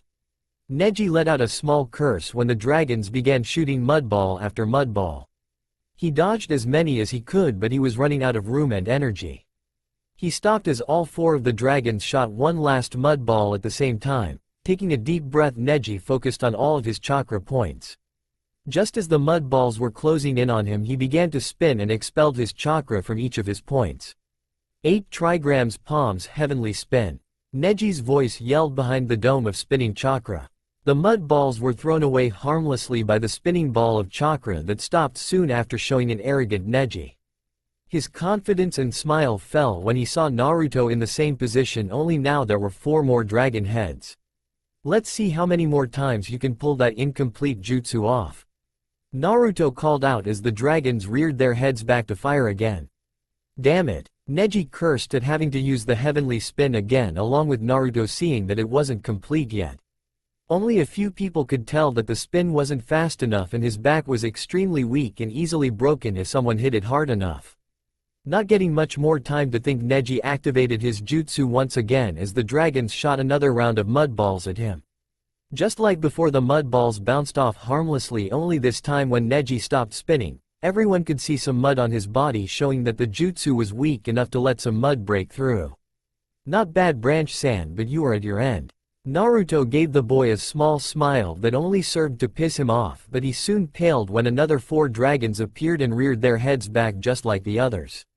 They fired at once, creating a long line of mudballs. The Hyuga prodigy once again started his heavenly spin, but before it only withstood 3 hits before the jutsu broke and he was overcome by mudballs that pinned him to the ground on his back by his hands, feet, and neck. Neji could only listen as Naruto's footsteps got closer and closer. Tell me where you went wrong, Neji. Naruto ordered, using the boy's name to get his full attention. I underestimated you. Neji answered without hesitation as he allowed his bloodline to deactivate and stared towards the sky. Wrong. You over-specialized in your training. Naruto replied as he crouched next to the boy's head so Neji could see him. All of your arrogant ass clan specializes in your taijutsu and one day it will be your downfall. You must remember that even the strongest of techniques can be defeated, so you must never rely on only one thing. Do as your name implies and branch out. Learn different techniques and become better than those elders that placed that seal on your head. Why should I listen to you? Neji spat out at the blonde, not wanting to listen to what he had to say. You're a year younger than me. What gives you the right to lecture me? He yelled, completely losing control of his emotions. I might be younger than you, but believe me when I tell you that I know what I speak of. Naruto looked away from him with a small smile on his face. I almost died once because I relied too much on my control of water. I was lucky that the women that beat me allowed me to live and learn from my mistakes. And now I am giving you a chance to learn from your mistake. Come and find me after this is all done and I will help you branch out and learn new things that will allow you to become stronger. Naruto stood and stretched his back, causing a few pops to be heard. Snapping his fingers, the mud around Neji fell away from his skin and sank into the ground. The Hyuga prodigy sat up, rubbing his hands and feet. None of this matters. Hiyashi-sama will kill me as soon as I step foot into the compound. Neji stood with his head down and his eyes closed. He knew that Hiyashi would activate his seal as soon as he was in the compound where no one could interfere. Not if I have anything to say about it. Who's your Jonin sensei? Naruto asked, his eyes scanning the crowd for someone. Might Guy. Neji answered, trying to figure out what the other boy had planned. Guy. The blonde yelled out to the crowd of ninja. His eyes locked onto a man in a green jumpsuit who stood up when his name was called. Naruto motioned for the man to come down to them. Guy only hesitated for a second before appearing before the two boys. Naruto noticed that he didn't use a jutsu to appear before them, he was using pure speed. Not bad, Naruto thought to himself. Naruto, your fight with my student was most youthful. The man yelled with his fist thrust into the air. Naruto's sweat dropped as his eyebrow twitched. Okay then. He drawled out, getting the two shinobi's attention. I need you to take your student to a safe place until after the fights. That way I will have enough time to talk to the old monkey before Hiyashi has a chance to do anything. Where should I take him? Guy asked, completely serious now. The Hokage's office. Tell the Anbu that Neji is in danger, that no one is allowed in the office until the old monkey gets there. Guy nodded and without question grabbed his student's arm and shunshined them away from the arena. Naruto turned to his right just as the Jonin with a senbon in his mouth appeared next to him. Where did they go? He asked in a lazy tone. Naruto looked at him blankly before shrugging. Well, that explains it. His voice was filled with sarcasm. Smart ass. Naruto called back before walked back to the center of the arena. Start the next match. He called back over his shoulder. Yeah, will Mizuki come down to the arena please? He called out to the crowd. Mizuki wasted no time by appearing in front of Naruto with a glare filled with hatred. Okay, the rules are the same, are you ready? Both shinobi nodded. Then let the fight begin. He disappeared again, leaving the two shinobi to stare at each other. You die here today, demon. Mizuki sneered at the blonde boy. You really think you're strong enough to kill me, Chunin? Naruto asked skeptically. This man felt wrong to Naruto. Something wasn't right, but he couldn't place it. Do you smell that? The Kyuubi asked from the back of his mind. Naruto answered by taking a deep breath, only to have to stop himself from gagging. He smells of snake. A bitter taste filled Naruto's mouth as he glared at the Chunin. This man was allying himself with all the wrong people and Naruto was going to kill him for it. I'm more than strong enough to kill you, Mizuki said as he pulled out a kunai that had a purple tint to it. Naruto instantly recognized the poison that covered the blade. The hidden scars that covered his body made themselves known with a searing pain. You will die today, Naruto told the man as he finally showed the crowd his ability to control water by forming to thick tentacles around his arms. The water moving with his arms perfectly. Control yourself, kid. If you kill him too quickly, the council will attempt to charge you with killing a fellow nin. The Kyuubi called from the back of his mind. Naruto mental nodded as he closed his eyes and took a deep breath to calm himself. If he was going to kill Mizuki, then he would need to get some sort of evidence to show Mizuki's loyalty to that pedophile of a snake. A small smile formed on his face when his eyes came into contact with the poisoned kunai. "We shall see about that demon scum," Mizuki taunted, throwing the poisoned kunai with as much strength as he had. Naruto flickered away from sight before appearing behind the white-haired Chunin. Naruto slapped the Chunin away with a tentacle, sending him to the arena wall with a loud thud. "Slow," Naruto commented before thrusting his arms towards the downed Chunin. A large jet of water shot from his hand, slamming the Chunin back into the wall with enough force to crack the cement. "Damn you," Mizuki growled, picking himself up from the ground holding his ribs. He ran through a few hand signs before bringing his fist up to his mouth. "Fire release. Fireball jutsu," the Chunin yelled before shooting a medium-sized fireball at the waterbender. Naruto moved through his own hand signs before slamming his hands onto the ground. "Mud release. Raging rhino," the blonde yelled as a large rhino made of mud exploded from the ground, charging at the fireball. The two attacks met with an explosion that filled the area with smoke. Mizuki cursed as he jumped away just as the rhino appeared from the smoke, ramming his horn into the wall, causing it to crack and crumble even more. Mizuki rolled away from his jump, throwing 3 kunai as the blonde who simple knocked them away with one of his tentacles. Naruto moved the water around his arms to form into a large ball above his head. Slicing his hand down, the ball split before the blonde kicked one half at Mizuki, who rolled to the right, but before he could regain his footing, the second half of the ball slammed into him, sending him back to the center of the arena. "Is this all you got, Chunin?" Naruto asked with a smirk as he slowly walked towards the Chunin who was standing up again. "I'll show you, demon," Mizuki snarled, pulling another poisoned kunai that he instantly threw at the blonde. Naruto knew this was the time to move, so he allowed the kunai to graze his arm. The effects were instant as the poison began to burn his skin and disrupt the Kyuubi's chakra, causing his genjutsu to drop and his scars to appear. A loud gasp was heard throughout the crowd as they took in Naruto's many scars that covered his arms, his visible chest, and the small scar on the right side of his mouth. Naruto smiled at Mizuki's stunned expression. "What's wrong, Chunin? Did Orochimaru Teme tell you that the poison would kill me?" Mizuki, in his stunned expression, answered truthfully. "He told me you would die when the poison entered your system." Naruto moved before the Chunin could react. Disappearing and reappearing behind the Chunin quickly created a large amount of water that wrapped around the stunned Chunin, who could do nothing but watch helplessly as he was brought to his knees.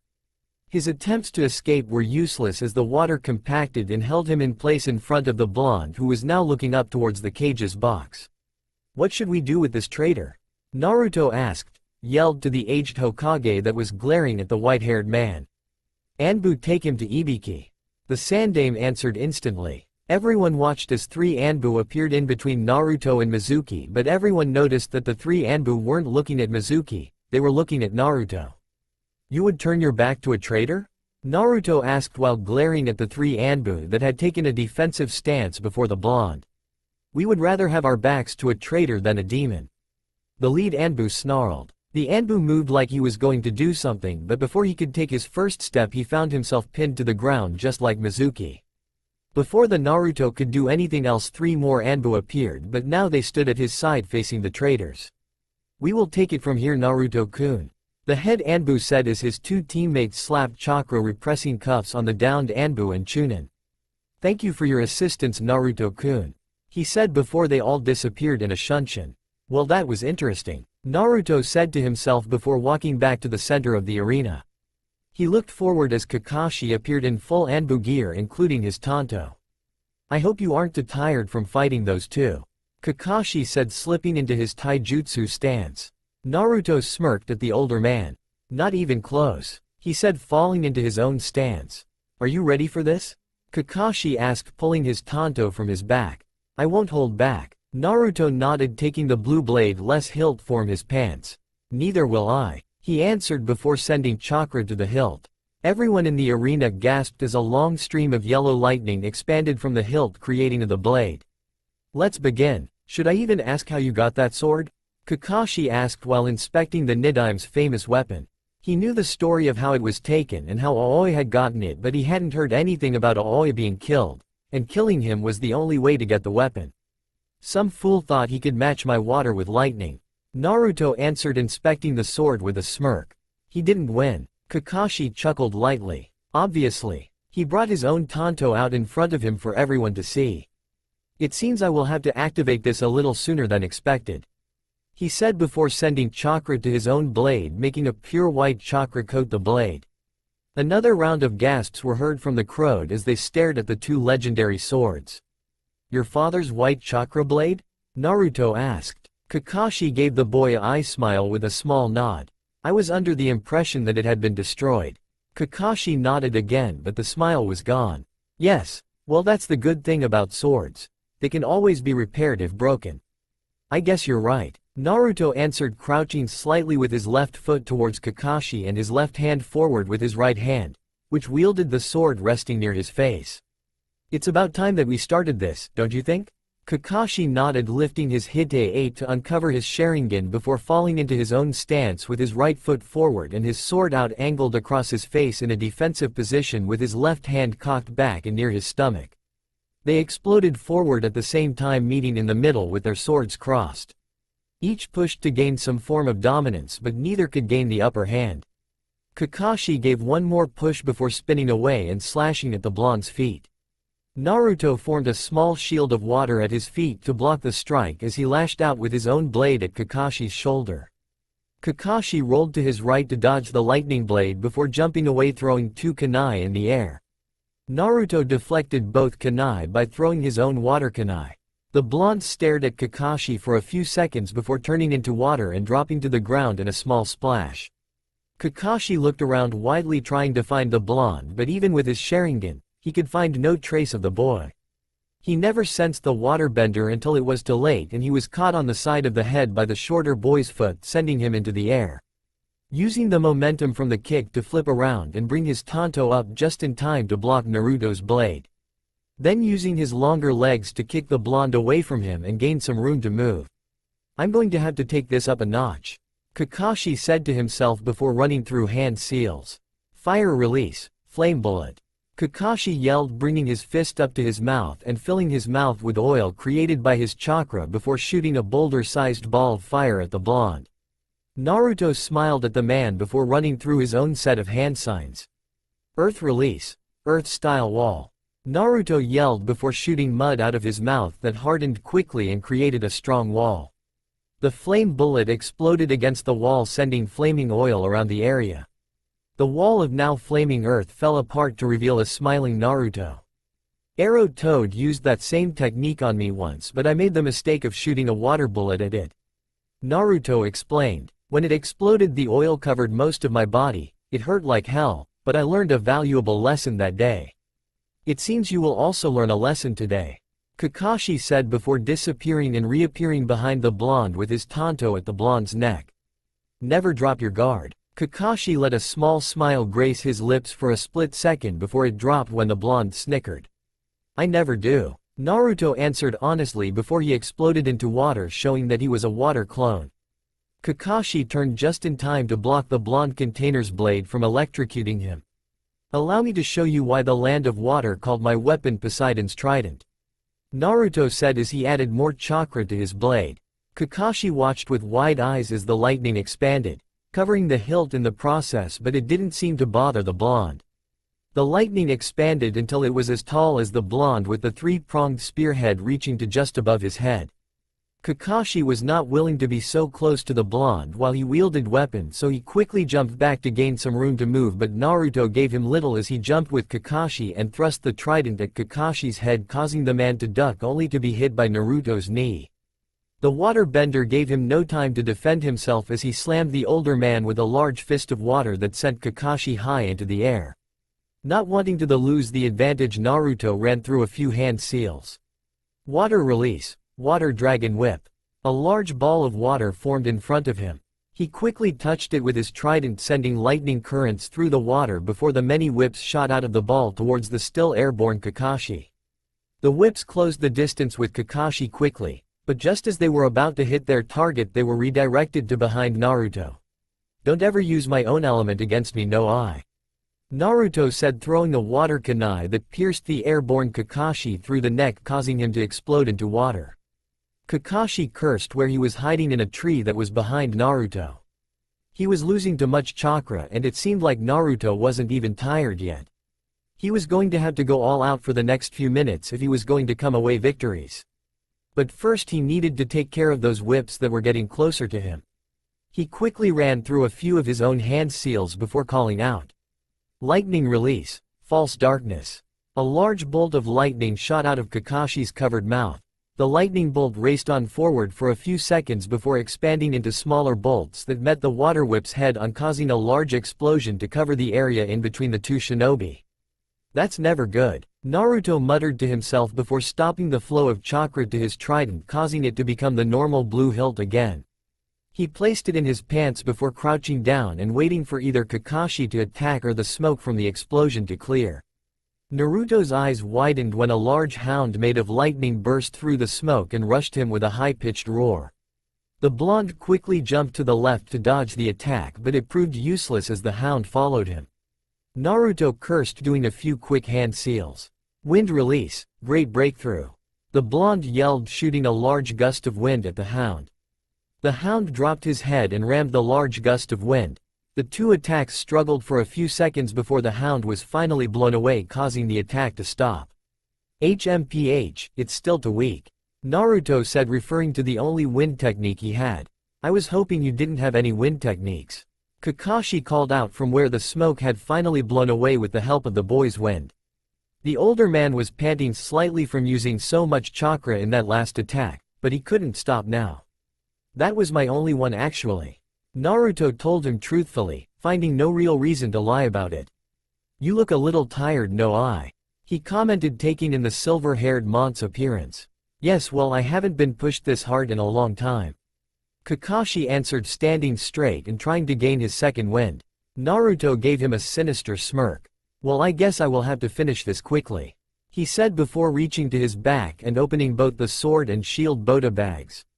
The water from both bags began to fall from their containers, the sword water being purple and circling the blonde's waist, with the shield water being almost metallic and circling the blonde's feet. I would recommend dodging, the blonde yelled before charging the now semi-refreshed man. Kakashi took the blonde's advice and jumped back, throwing a few kunai as he did. The shield water reacted instantly, moving forward and knocking the kunai away like they were flies. I'm going to have to get rid of that water, Kakashi whispered to himself before running through a few hand seals. Fire technique, Grand Fireball. A boulder-sized ball of fire shot out towards the blonde, who stopped and brought the shield water up to protect him again. The ball of fire connected with the wall of metallic water, creating a large explosion. The smoke cleared quickly, revealing a dome of metallic water covering where the blonde was standing before. Kakashi waited for the dome to drop and the blonde to attack again, but nothing happened. Well, what do I do now? Kakashi asked himself while studying the dome. Fire obviously doesn't hurt it, so all he could do was try another element. Wind might be able to cut through it, but it was more likely that it would just blow around it. Water would just move around it, the dome, and that's only if Naruto doesn't take control of it first. Earth would work, but he was too low on chakra to use a strong offensive attack, and he had no doubt that it would need to be strong to break that dome. And finally, lightning would just move with the water or shock the shit out of himself. What did you tell me earlier? Naruto's voice asked from directly behind him, causing Kakashi to jump away, but not before being slashed across the back with that purple water. Oh yeah, now I remember, never drop your guard. Naruto gave Kakashi a smug smile that confused the older man, but he soon realized why the blonde was smug when he felt his chakra begin to drain and his muscles lock up. Pea poison, Kakashi mumbled out before falling to his knees. Naruto nodded while walking up to the downed man, his sword and shield water returning to the botas on his back. It's a very potent poison that drains your chakra and locks up your muscles before killing you, Naruto said as he took out a small blue vial from inside of his vest and pouring it down the mon's throat. That will stop you from dying, but you will still be very weak for a day or so. The Senbon chewing Jonin appeared before the two shinobi. Winner of the final match, Naruto Uzumaki. He called out to the crowd that surprisingly clapped for the blonde. Naruto smiled before giving the crowd a brief bow. Two medics appeared from the stadium wall. They quickly put Kakashi on a stretcher before running off to get him to the hospital so they could make sure the poison was being stopped by the antidote. You never told me your name? Naruto said in a questioning tone as he turned to the Senbon chewing Jonin. Genma Shiranui. The Senbon chewing man answered while extending his hand towards the blonde boy. I guess you'll be joining our ranks soon. I guess you're right. Naruto answered before covering his hand with water and shaking the man's hand. Genma gave him a weird look but decided to let it go. You should go to the stands now. You don't want to get caught up in what's about to happen. Naruto warned as he looked up to the cage's box where everyone was talking, most likely about him. What's about to happen? Genma asked the blonde container. You'll see soon enough. Naruto answered cryptically, causing Hayate to stare at him with a raised eyebrow. Genma opened and closed his mouth a few times as he tried to think of something to say to that, but after a few seconds just shrugged it off and began walking back to where he was sitting with the rest of the Jonin and Naruto's little sister. Naruto watched him walk away before looking back up to the cage's box where his eyes landed on the Toad Sannin. You all wanted to see how strong I was with this so-called test. So I'm going to show you just how strong I am. Naruto yelled out, gaining everyone's attention. Jiraiya of the Sannin, I challenge you to a duel, under the same rules as the test. A collective gasp ran through the crowd of shinobi. All of them wondering if the blonde was really so strong that he would challenge one of the Sannin and sound confident. In the cage's box, Jiraiya smiled from where he stood next to the Hokage, who was staring at him with calculating eyes. Jiraiya gave him a brief nod before shining in front of the blonde. I accept. An old man once told me that before every battle you will find the world at complete silence. So focused are the fighters on each other, that for just a moment, a second, a heartbeat, there is nothing else. Nothing except the fight. But like all silence, it is eventually broken. Are you sure you don't want to take a day to rest after your fight with Kakashi-kun? Jiraiya asked his old student. Naruto gave the old pervert a smile. Don't worry, Arrow Toad, I still have enough chakra to beat you. Are you sure about that, Naruto-kun? Jiraiya asked. You were never able to beat me before, and that was when you were at full strength. Things changed, Jiraiya, and it has been a long time since you have seen me at my best. Naruto answered as he jumped away from Jiraiya, signaling the start of the battle. Normally Jiraiya would have pressed his student, but the use of his name caused him to hesitate long enough for Naruto to finish the seal sequence for his jutsu. Nightmare Illusion. Enemy of your enemy. The Genjutsu's effects were instant. Images of Orochimaru filled the field around Jiraiya. Memories of their previous fights and missions they went on as a team, passing over his eyes in a mind-buzzing haze. The images stopped just as quickly as they came, but when Jiraiya finally focused on the battlefield again, Naruto had already summoned a man made of water. The Toad Sannin watched as the water formed into Orochimaru in his clothing from the last shinobi war. What are you doing, Naruto? Jiraiya asked as his student opened his sword and shield Boda bags once more, forming the water into an ordinary sword and shield that Orochimaru quickly grasped, wielding the shield in his left hand and the sword in his right with a sickening grin on his face. Making you fight against the person that you consider your greatest enemy. Naruto said as he inspected Orochimaru, a single eyebrow raised in question. I sometimes wonder how many people I will find that will consider this fool their greatest enemy. Why? Jiraiya asked as he took a few steps away from his student and old teammate. Shouldn't I be their greatest enemy? Naruto answered before Orochimaru charged at the Toad Sannin with his purple sword posed to strike. Jiraiya blocked the strike with a kunai but was forced to spin away from Orochimaru in order to dodge the metallic shield that would have easily cut him in half. Throwing a few shuriken at Orochimaru before running through a set of seals. Earth Release. Piercing Spike. A large spike exploded from the ground in front of Orochimaru in an attempt to impale him, but Orochimaru reacted quickly, using the shield to block the point of the spear and his sword to cut the tip off. Is that how you treat your old teammate, Jiraiya-kun? Orochimaru asked, his long tongue reaching out and licking his lips. Jiraiya's eyes narrowed as he rushed Orochimaru with a kunai in each hand. The two old teammates clashed in a flurry of blocks and strikes that neither man could land.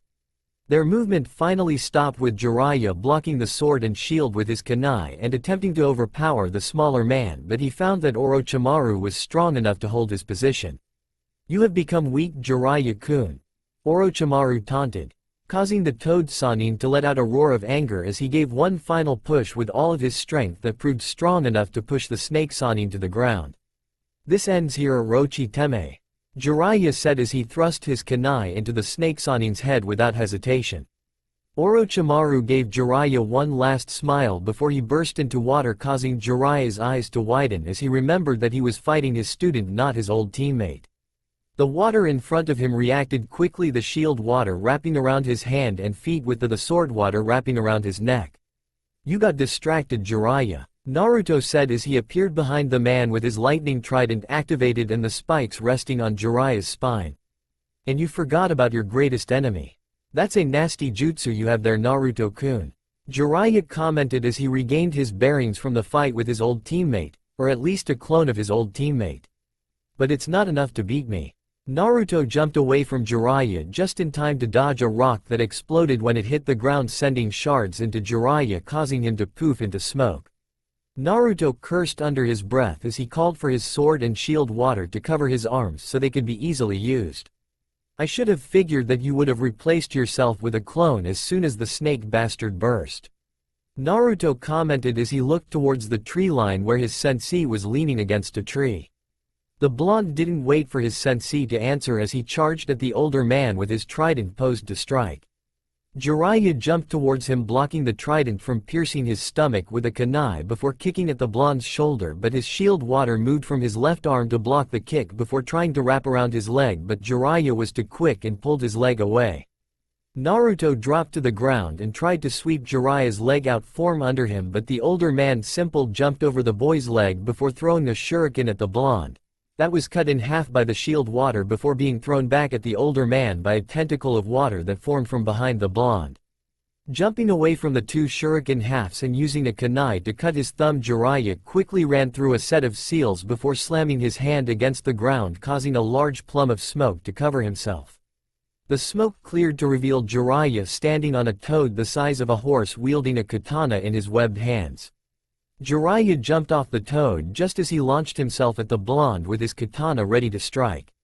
Naruto blocked the strike before sending a barrage of senbon made of his sword water at the toad, who simply jumped high into the air to avoid the senbon.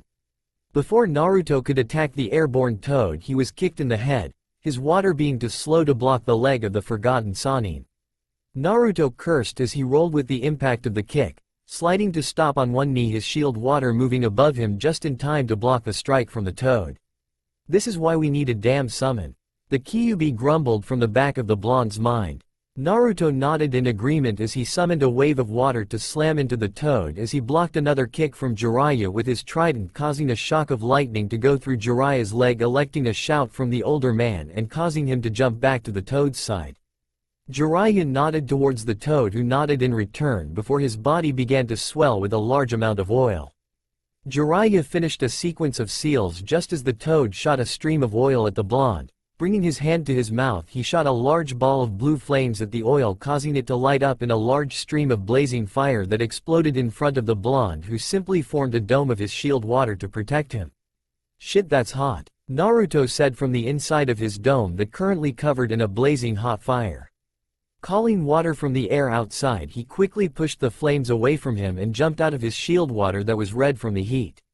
Naruto tensed when he felt a presence behind him, but he couldn't call on any water fast enough to protect him from the barrage of punches and kicks that covered his body.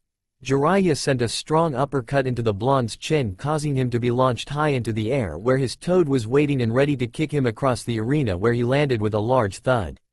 Naruto groaned in pain as he stood from the ground, his body protesting the entire way. He looked across the arena where Jiraiya stood by himself, the toad disappearing with a pop after he kicked the blonde away. Naruto knew he would need to throw everything into this next attack if he was going to win without using the Kyuubi's chakra, and he was not willing to lose, so he was going to have to use one of his strongest attacks. Standing straight and closing his eyes, water began to swirl around him before lifting him high into the air. Running through a set of seals before his eyes snapped open and more water formed behind him, forming into a large wave that rose above the arena walls. Poseidoon's Rage. Naruto called out the name of his jutsu as the wave of water crashed forwards towards Jiraiya, who after seeing the water appear had attempted to interrupt him only to be too slow. The toad Sannin moved quickly, running through his own seals before slamming his hands onto the ground. A large dome of pure stone covered the Sannin as his last stand of defense. That won't be strong enough, Jiraiya. Naruto said to himself as he used a tentacle of water to throw his trident ahead of the roaring wave. The trident of lightning pierced deep into the stone, causing a spider web of cracks to cover the stone before the wave crashed into it, causing the dome to shatter and Jiraiya to be slammed into the ground before being thrown into the arena wall, creating an imprint of his body into the wall. Naruto dropped from his spiral of water before walking up to his fallen sensei, who was attempting to stand once again but could not find the strength. Naruto lifted the older man, throwing his arm around his shoulder for support before walking towards the center of the arena. This battle is over, Naruto called out to the stunned crowd that could barely comprehend that a 13-year-old boy could beat the strongest of the Sannin. Wood-kun, please bring Catfish-chan to the Hokage's office, I will meet you there. Yamato nodded before Naruto and Jiraiya disappeared in a swirl of water. Hokage's office. 10 minutes later, Yamato, Isaribi, Hiruzen, Anko, and the newly released Kakashi walked into the office, or limped in Kakashi's case. On the couch laid an exhausted Naruto with his arms over his eyes and a smiling Jiraiya sitting in a chair. Naruto moved one arm to look at the group before pointing to Jiraiya and covering his eyes once again. What's up with the brat? Anko asked as she moved her arm to poke the sleeping boy but was stopped by Yamato, who shook his head no. After fighting Kakashi-kun and myself without a break, Jiraiya started with a smile as he stood and stretched his tired legs. I couldn't imagine anyone not being exhausted. How are you walking right now? Yamato asked Jiraiya as everyone watched as Isaribi sat on her brother's stomach, causing the boy to let out a small oof. Naruto-kun at full strength could kill me, but he was already tired from the fight with Kakashi and he couldn't go all out without causing an uproar. So we both decided that I would lose after he showed one of his stronger attacks so he could demonstrate some of his strength while showing that he could take on any ninja that could be sent after him. Jiraiya said as everyone looked to where Naruto was laying, now with one of his hands running through Isaribi's long hair. Is this true, Naruto-kun? Hiruzen asked. Naruto nodded without looking towards the group. I knew that eventually someone would send an assassin after me, so I wanted to show them that no one they sent would be strong enough to kill me, and that's exactly what we accomplished today. Now we just need to figure out what we are going to do about Catfish-chan. Can't you just protect me, Nisan? Isaribi asked her brother with a pout. I can, but I won't always be around to protect you, and until you're strong enough to protect yourself we will need someone to protect you from any fools that think they can attack you while I'm not around. Naruto said as he pointed to Kakashi. You will be her sensei once she graduates the academy tomorrow with the rest of my generation. I want you to protect her while I'm gone and train her to become as strong as me when I am unable to train her. Kakashi nodded as he patted the girl's head. I live in an apartment complex that only allows active shinobi to live there. Last I checked, the apartment directly next to mine is open, so we should move the both of you there so I will be able to watch her even when we aren't in a team training session. Fair enough. Naruto agreed as he finally sat up from the couch, moving Isaribi off of him in the process. Didn't I tell Guy to bring Neji here after my fight with the boy? He asked as he looked around the room for the duo but came up with nothing. Now that you mention it, Hiruzen said as he looked around the room for himself before moving to his desk and pressing a concealed button. An Anbu appeared in a shunshin, bowing to the Sandaime. Go find Guy and his student Neji. The Anbu disappeared instantly to look for the missing men. Where could they have gone? Naruto asked, a little worried for the two men. Guy must have thought it safer to go somewhere else so they wouldn't be found by any Hyuga that could be looking to hurt Neji. Kakashi said as he moved to look out the window, wondering where his oldest friend could have gone. Will the Anbu be able to find them? Isaribi asked, worried for the men. Naruto nodded next to her as he gave her a one-armed hug. Guy would have known not to go somewhere that he couldn't be found. Worst case scenario is it takes a few hours to find him. Isaribi smiled, accepting the answer, but the rest of the occupants in the room knew better. There was a chance that the Hyuga could have gotten to Guy and Neji and ambushed them before they could react. And even if Guy was one of the strongest Jonin in Konoha, it would still be possible for him to be killed if ambushed. He was no way immortal.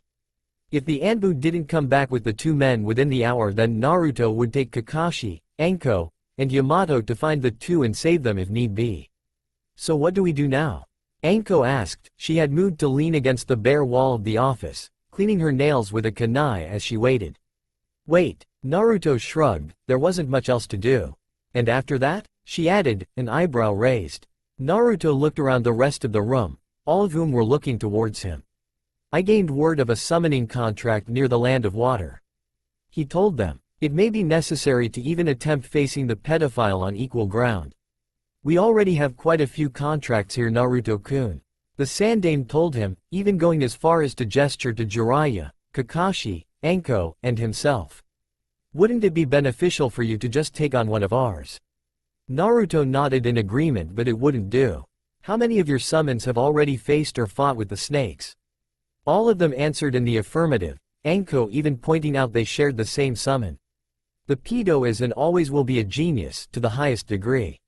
When he faces an enemy or fights with a companion, whether that be a genin or Kage, he will leave that fight only to relive it over and over again until he understands every single detail of it, every move you made, every mistake, and every move.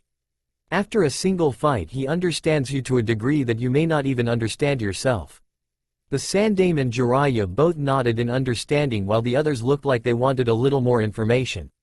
So you need a summon that he won't be expecting, the Sandaime explained further. More importantly, Naruto added, I need a summon that he won't be able to beat. Giant summon, Kakashi said, receiving a nod from Naruto and the Sandaime. I thought giants were rare and almost all of them are already dedicated to a village. Anko pointed out, she had only ever heard of the Konoha 3 and the legendary salamanders of the rain. The rest that she had heard rumors about were either lost to time or hidden by the village that held them. They are extremely rare, Kakashi agreed, which is why we need to move fast if we are going to find the one I know of. Naruto said, you said it's in the Land of Water, right? Yamato asked, getting a nod from Naruto in answer. So it's some kind of water creature? The rest of the room nodded in agreement with the question, all curious as to what the boy had managed to find. Naruto smiled, pointing the stoic man. And that is exactly why my summon will completely outclass Pedo. Yamato furrowed his brow. I don't understand? He half-asked, half-stated. The assumption that I would automatically bond with a summon who was related to water. Naruto, as he reached behind his back, grasping Isaribi's hand before she could reach into his exposed side pouch. The girl's eyes widened and she attempted to get away only for Naruto to keep his grip tight and make her sit there with her hand in an acquired position. While it would be beneficial to me, it would also be a disadvantage if the pedo has found a way to mess with or neutralize water. Hence I will be going after a different class of summon. The adults had to agree with his reasoning, even though it was kinda hard to take him seriously, especially when Isaribi, who was fed up with her arm being stuck, suddenly bit down onto Naruto's other exposed hand with a fury, not that he reacted at all. So what's the summon? Anko asked again, slightly annoyed that he had yet to tell them. That, he stalled, leaning in slowly, causing in the rest of the room to mimic him. Is a secret. He shot back to a relaxed position with a grin on his face, the rest of the room staring at him in different states of emotion. Anko, who was now annoyed and furious with the blonde boy, was reeling back to throw her ever-present kunai, not noticing the small tendril of water that formed behind her and latched onto the kunai. But as her muscles tensed to throw, the sudden swirl of chakra near the door caused the group, all except Isaribi, to turn to and watch as Guy and Neji appeared. Neji looking like he wanted to attack his sensei, who had a mischievous glint to his ever-present grin. And where were you two? Naruto asked after a moment's pause, where he had forced the water behind Anko to wrap around the soles of Anko's sandals and freeze to the ground, not that she noticed. Where no one would find us. Guy yelled happily, proud of his hiding spot, only for his mood to dim when Neji elaborated after. The fool thought it funny to sneak us into Hiyashi-sama's bedroom and hide us in his closet. Naruto and Isaribi, who was finally free of her brother leaving her teeth marks on his arm, chuckled at Neji's frazzled look. Not bad, Kakashi commented. His book was out again and everyone turned to him in surprise, no one accepting him to actually compliment his unacknowledged friend. Kakashi-kun, you finally acknowledge my youthfulness. Guy yelled as he suddenly appeared near Kakashi and tried to hug him, only for Kakashi to hold the man back with his free hand. The room watched as Kakashi looked up at Guy with a blank look, Anko and Yamato smiling at what they knew was to come. You say something, Guy? He asked with a cool attitude, causing the room to laugh and Guy to fall in a crying heap, mumbling about the power of youth being dimmed by unyouthfulness. Moving on. The Sandaime chuckled as he passed the crying man on his way to his desk. He opened a few drawers, looking through all of them before pulling a sheet of paper, everyone seeing Neji's picture on the front. Now I believe I might know what Naruto-kun had planned for Neji when he sent him here. Which would be? Neji asked, looking towards the younger teen who had kicked his ass so thoroughly. You wanted to do for Neji what I did for you, correct Naruto-kun? The Sandaime asked, receiving a nod from the blonde. The elderly man smiled before signing a few things on the sheet of paper before placing it back in his desk. Well, congratulations are in order, Neji-kun. The room, besides the Hokage and Naruto, looked confused. For what Hokage-sama? Neji asked respectively, but the hint of skepticism was still there in his voice. Your apprenticeship to Jiraiya-kun, of course. The man counted down in his head 3 seconds before the room exploded in noise, more so from Jiraiya and Neji than the rest. He simply smiled as they yelled, sitting in his chair, and for once in many years he found himself enjoying his job. I am a leader. The Sandaime spoke from behind his glass of alcohol. In front of him, sitting in the 2 ever-present chairs, were Jiraiya and Kakashi, each with a similar glass in their hands. I have been a leader for so many years, through wars, through peace, and worst of all through disaster. I have demanded such loyalty from my people that the expectation of them giving their lives for me hasn't weighed on my conscience in decades. And worst of all, I have begun to see each new genin as not a person, not a child, but a pawn.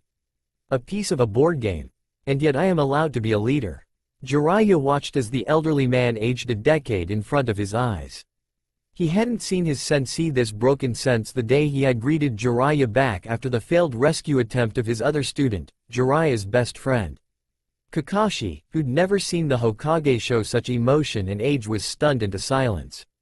Only but barely listening to what was being said and still only following it slightly.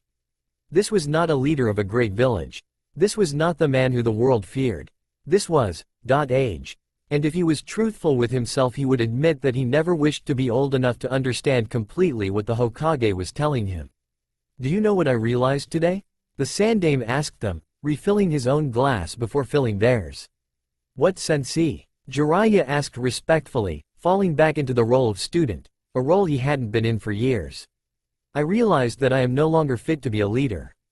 Jiraiya and Kakashi couldn't say a thing as the man downed the rest of his drink before turning his chair to stare out the window at the very village he now lead. I don't believe I have been fit to lead in many a year. But I could not step down. I could not allow my village to be led by a fool that would either take us to a war-filled grave, or allow us to fall without a fight to other fools. So I waited, watched, and in the end lost my way.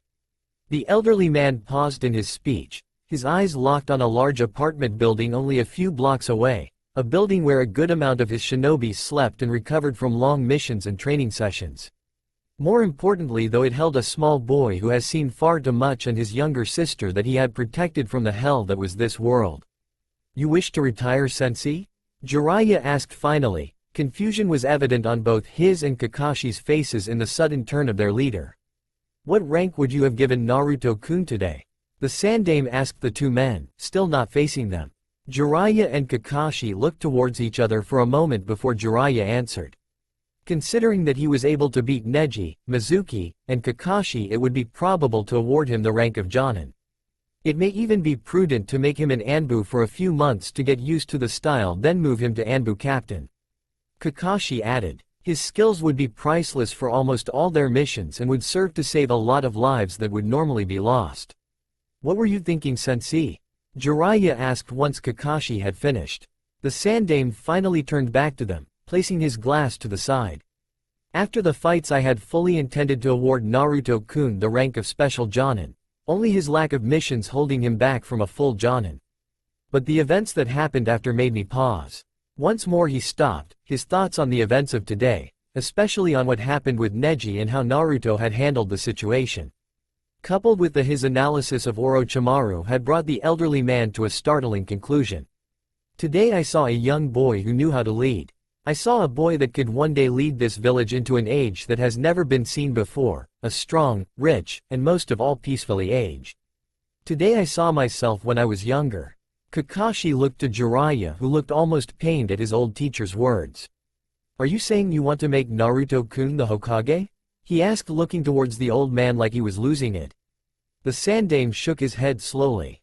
I'm saying that Naruto-kun would be the perfect cage. He sighed slowly, standing from his chair and moving towards the door to go home and sleep. Yet I will never be able to allow him to hold that title. He stopped at the door, locking eyes with both men. For I am a leader of a world that should burn in hell. A few blocks away in a large apartment building, a boy sat crossed-legged in front of a small table, an area of maps and papers strung out in front of him, showing his plans that he had created to increase the security of his village, along with a few tricks for the very building he sat in. With a tired motion he finished his work, leaving it to be put away in the morning, and rose to go to bed. On his way to his room he paused in front of the slightly opened door, pushing it hard enough to allow him to see inside to the young girl who had curled the blanks around herself, a small plush fox in her hands as she slept peacefully. He let a smile grace his face as he shut the door and walked into his room to sleep. His thoughts on the girl in the next room who he did so much for, just for her protection, so that she would never see the world he had seen. A stray thought crossed his mind: where would he be if he hadn't found her? But just as fast as it came, it was gone. It no longer mattered how it happened, or why. All that mattered was the fact that he would die to protect her innocence. Die to protect his little sister. The next day saw Naruto and Isaribi up early and making their way towards an out-of-the-way training area that was numbered 18. A small pond of water was to the side of the clearing, trees filling the rest of their view, but the water was evident enough as to why Jiraiya had told them to meet him here. Not supposed to be here for another 2 hours. Isaribi whined lowly. Naruto had woken her up when the sun first cracked the horizon and demanded that she come with him to train, while they waited to meet Jiraiya, who wouldn't even show up for another 2 hours or so. You're meeting your team today, Naruto told her with a smile as she fell back onto her back and acted like she was asleep. You need to be ready for whatever test the dog gives you and show your team that you're worthy to cover their backs in a fight, even though you're a few years younger than them. So you want me to be tired by the time I meet them? She asked, glaring at her older brother, who only laughed. Start your warm-ups, then come to me when you're done. The girl glared at him until he raised an eyebrow at her, spurring her to get up and start jogging, though the glare never left. I don't see you warming up, she whispered as she passed, not expecting him to hear it. I woke up an hour ago to warm up. If you want to join me, you're more than welcome. Her eyes widened as he spoke before she quickened her pace. No, this works, she yelled over her shoulder, missing his chuckle at her expense as he moved to the small pond. Kneeling down to get closer to the water, he frowned and thought. The water here was dirty and tainted with years of chakra taint. To anyone else it would have been fine, a little dirty maybe, but still clean and usable, the taint of old chakra completely missed. But to him it was unacceptable. Water was not meant to be soiled by the chakra of others who had overpowered the jutsu they used, resulting in the attack to be hard to control and temperamental. Water like this was the reason that he hated when someone would dare to use water jutsu against him. They didn't understand what they were doing, all they cared about was the result. They pushed chakra into the water, demanding it to change and move to their bidding. It's because of this that he could turn their own attacks against them without trouble. Water jutsu were not meant to be pushed or demanded of, water was meant to be asked and guided. You put enough chakra into the water for it to understand what it was that was being asked of it, then once it understood, you helped guide it in the right direction, allowing the water to run its course. In all his days, as low as they may be, he had only met a single woman who understood his concepts. Understood how to truly use water. She understood, much like he does, that water is and always will be the most powerful of the elements that no one will ever use. It is time to heal you. Naruto spoke to the water before taking off his vest and placing it onto the ground with the Boda bags facing up before slipping off his shoes and socks, and in a steady and smooth pace stepped onto the pond and walked to the center where he sat crossed-legged. Closing his eyes, he focused on the water below him, reaching out with his soul to touch every drop of water, every inch. He felt the taint that riddled the water and with a calming sigh, pulled the water to form around him in a solid dome and began the slow but forever steady process of removing the taint from the water. Isaribi walked up to her older brother, watching as the water swirled around him. She knew that if it was night she would be able to see the dull glow of power radiating from him. But it was not to be, and all she could do was feel the foreign chakra being expelled into the air where it would later dissipate. She waited for a few minutes before moving on to do her own things. Her brother had started training her in the art of lightning manipulation. It had been a big surprise for the both of them that her primary element was in fact lightning, as they had always assumed due to her background that she would hold a strong water affinity. She had feared that her brother would discard her once he found out that she didn't hold the same affinity as him, but he had reassured her almost instantly that he was proud of her. The next day he had begun to research the finer workings of lightning manipulation, all of his own jutsu coming from his trident. They had begun training her in lightning manipulation almost a month ago, and she had already begun to see the signs of her work. Taking 2 senbon needles from her pouch, she held them at arm's length and began to focus on manipulating her chakra into the needles and converting it to be electrical enough for an arch to connect between the 2 pieces of metal without shocking herself. She had just began to create sparks the other day and was hopeful to make a connection in the next week or so. From his own sphere of water, Naruto smiled at the girl. She was doing wonders in her manipulations, and combined with the water scrolls she held, he had little doubt that she would be taken or killed without one hell of a fight. He just had to figure out a way to tell her that he had switched all of her senbon when she was sleeping to a special senbon that had a rubber core, effectively isolating all electricity. She was literally fighting to overwhelm the very nature of rubber while learning how to conduct and control her affinity. When the time came that she could conduct an arch between the rubber-cored senbon, he would switch them all back to copper-based senbon and watch the fireworks when she overloads the metal and creates a lightning bolt on accident. She would probably be upset at him for tricking her, but she was going to be so much stronger for it. He allowed his focus to go back to the water, trusting his sister to not try anything too dangerous. Almost a full hour passed, both of them doing what their own task. Though Naruto had finished his long ago, he still kept himself encased in the water.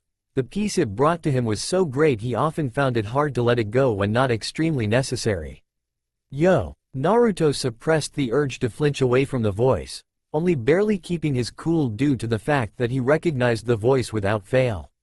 Finally allowing the water to fall back into its hold, while keeping his footing at the top of it, he turned behind him where his old sensei stood with that damn goofy smile on his face. "You're early?" Naruto asked, speaking loud enough to alert his sister of the toad's presence. She kept her focus on the senbon, much to his pride. "Is it so wrong of me to want to check up on my favorite pupil and his lovely new sister?" Jiraiya asked while moving to his side, clasping his hand on his pupil's shoulder only to pull it back and wipe the water on his hand off on his pants. "Must you always do that?" "Yes." Naruto smiled as the man pouted to himself. "Would you like to meet her?" he asked quietly. He scowled at the volume of his own voice, upset that this was affecting him so much but still nervous at his sensei's reaction. "Of course." Jiraiya smiled a small, sincere smile as they moved to the young girl who was still focusing on her senbon, a spark on each senbon momentarily connecting only to fall away from lack of power.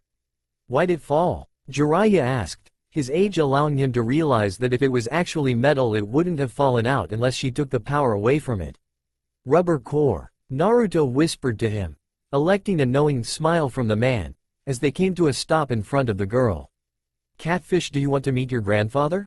Isaribi's eyes snapped open, losing all concentration on her senbon as she stood with a large smile. "Jiraiya, I would like you to meet Isaribi Uzumaki. Isaribi, I would like you to meet your Oja-san Jiraiya."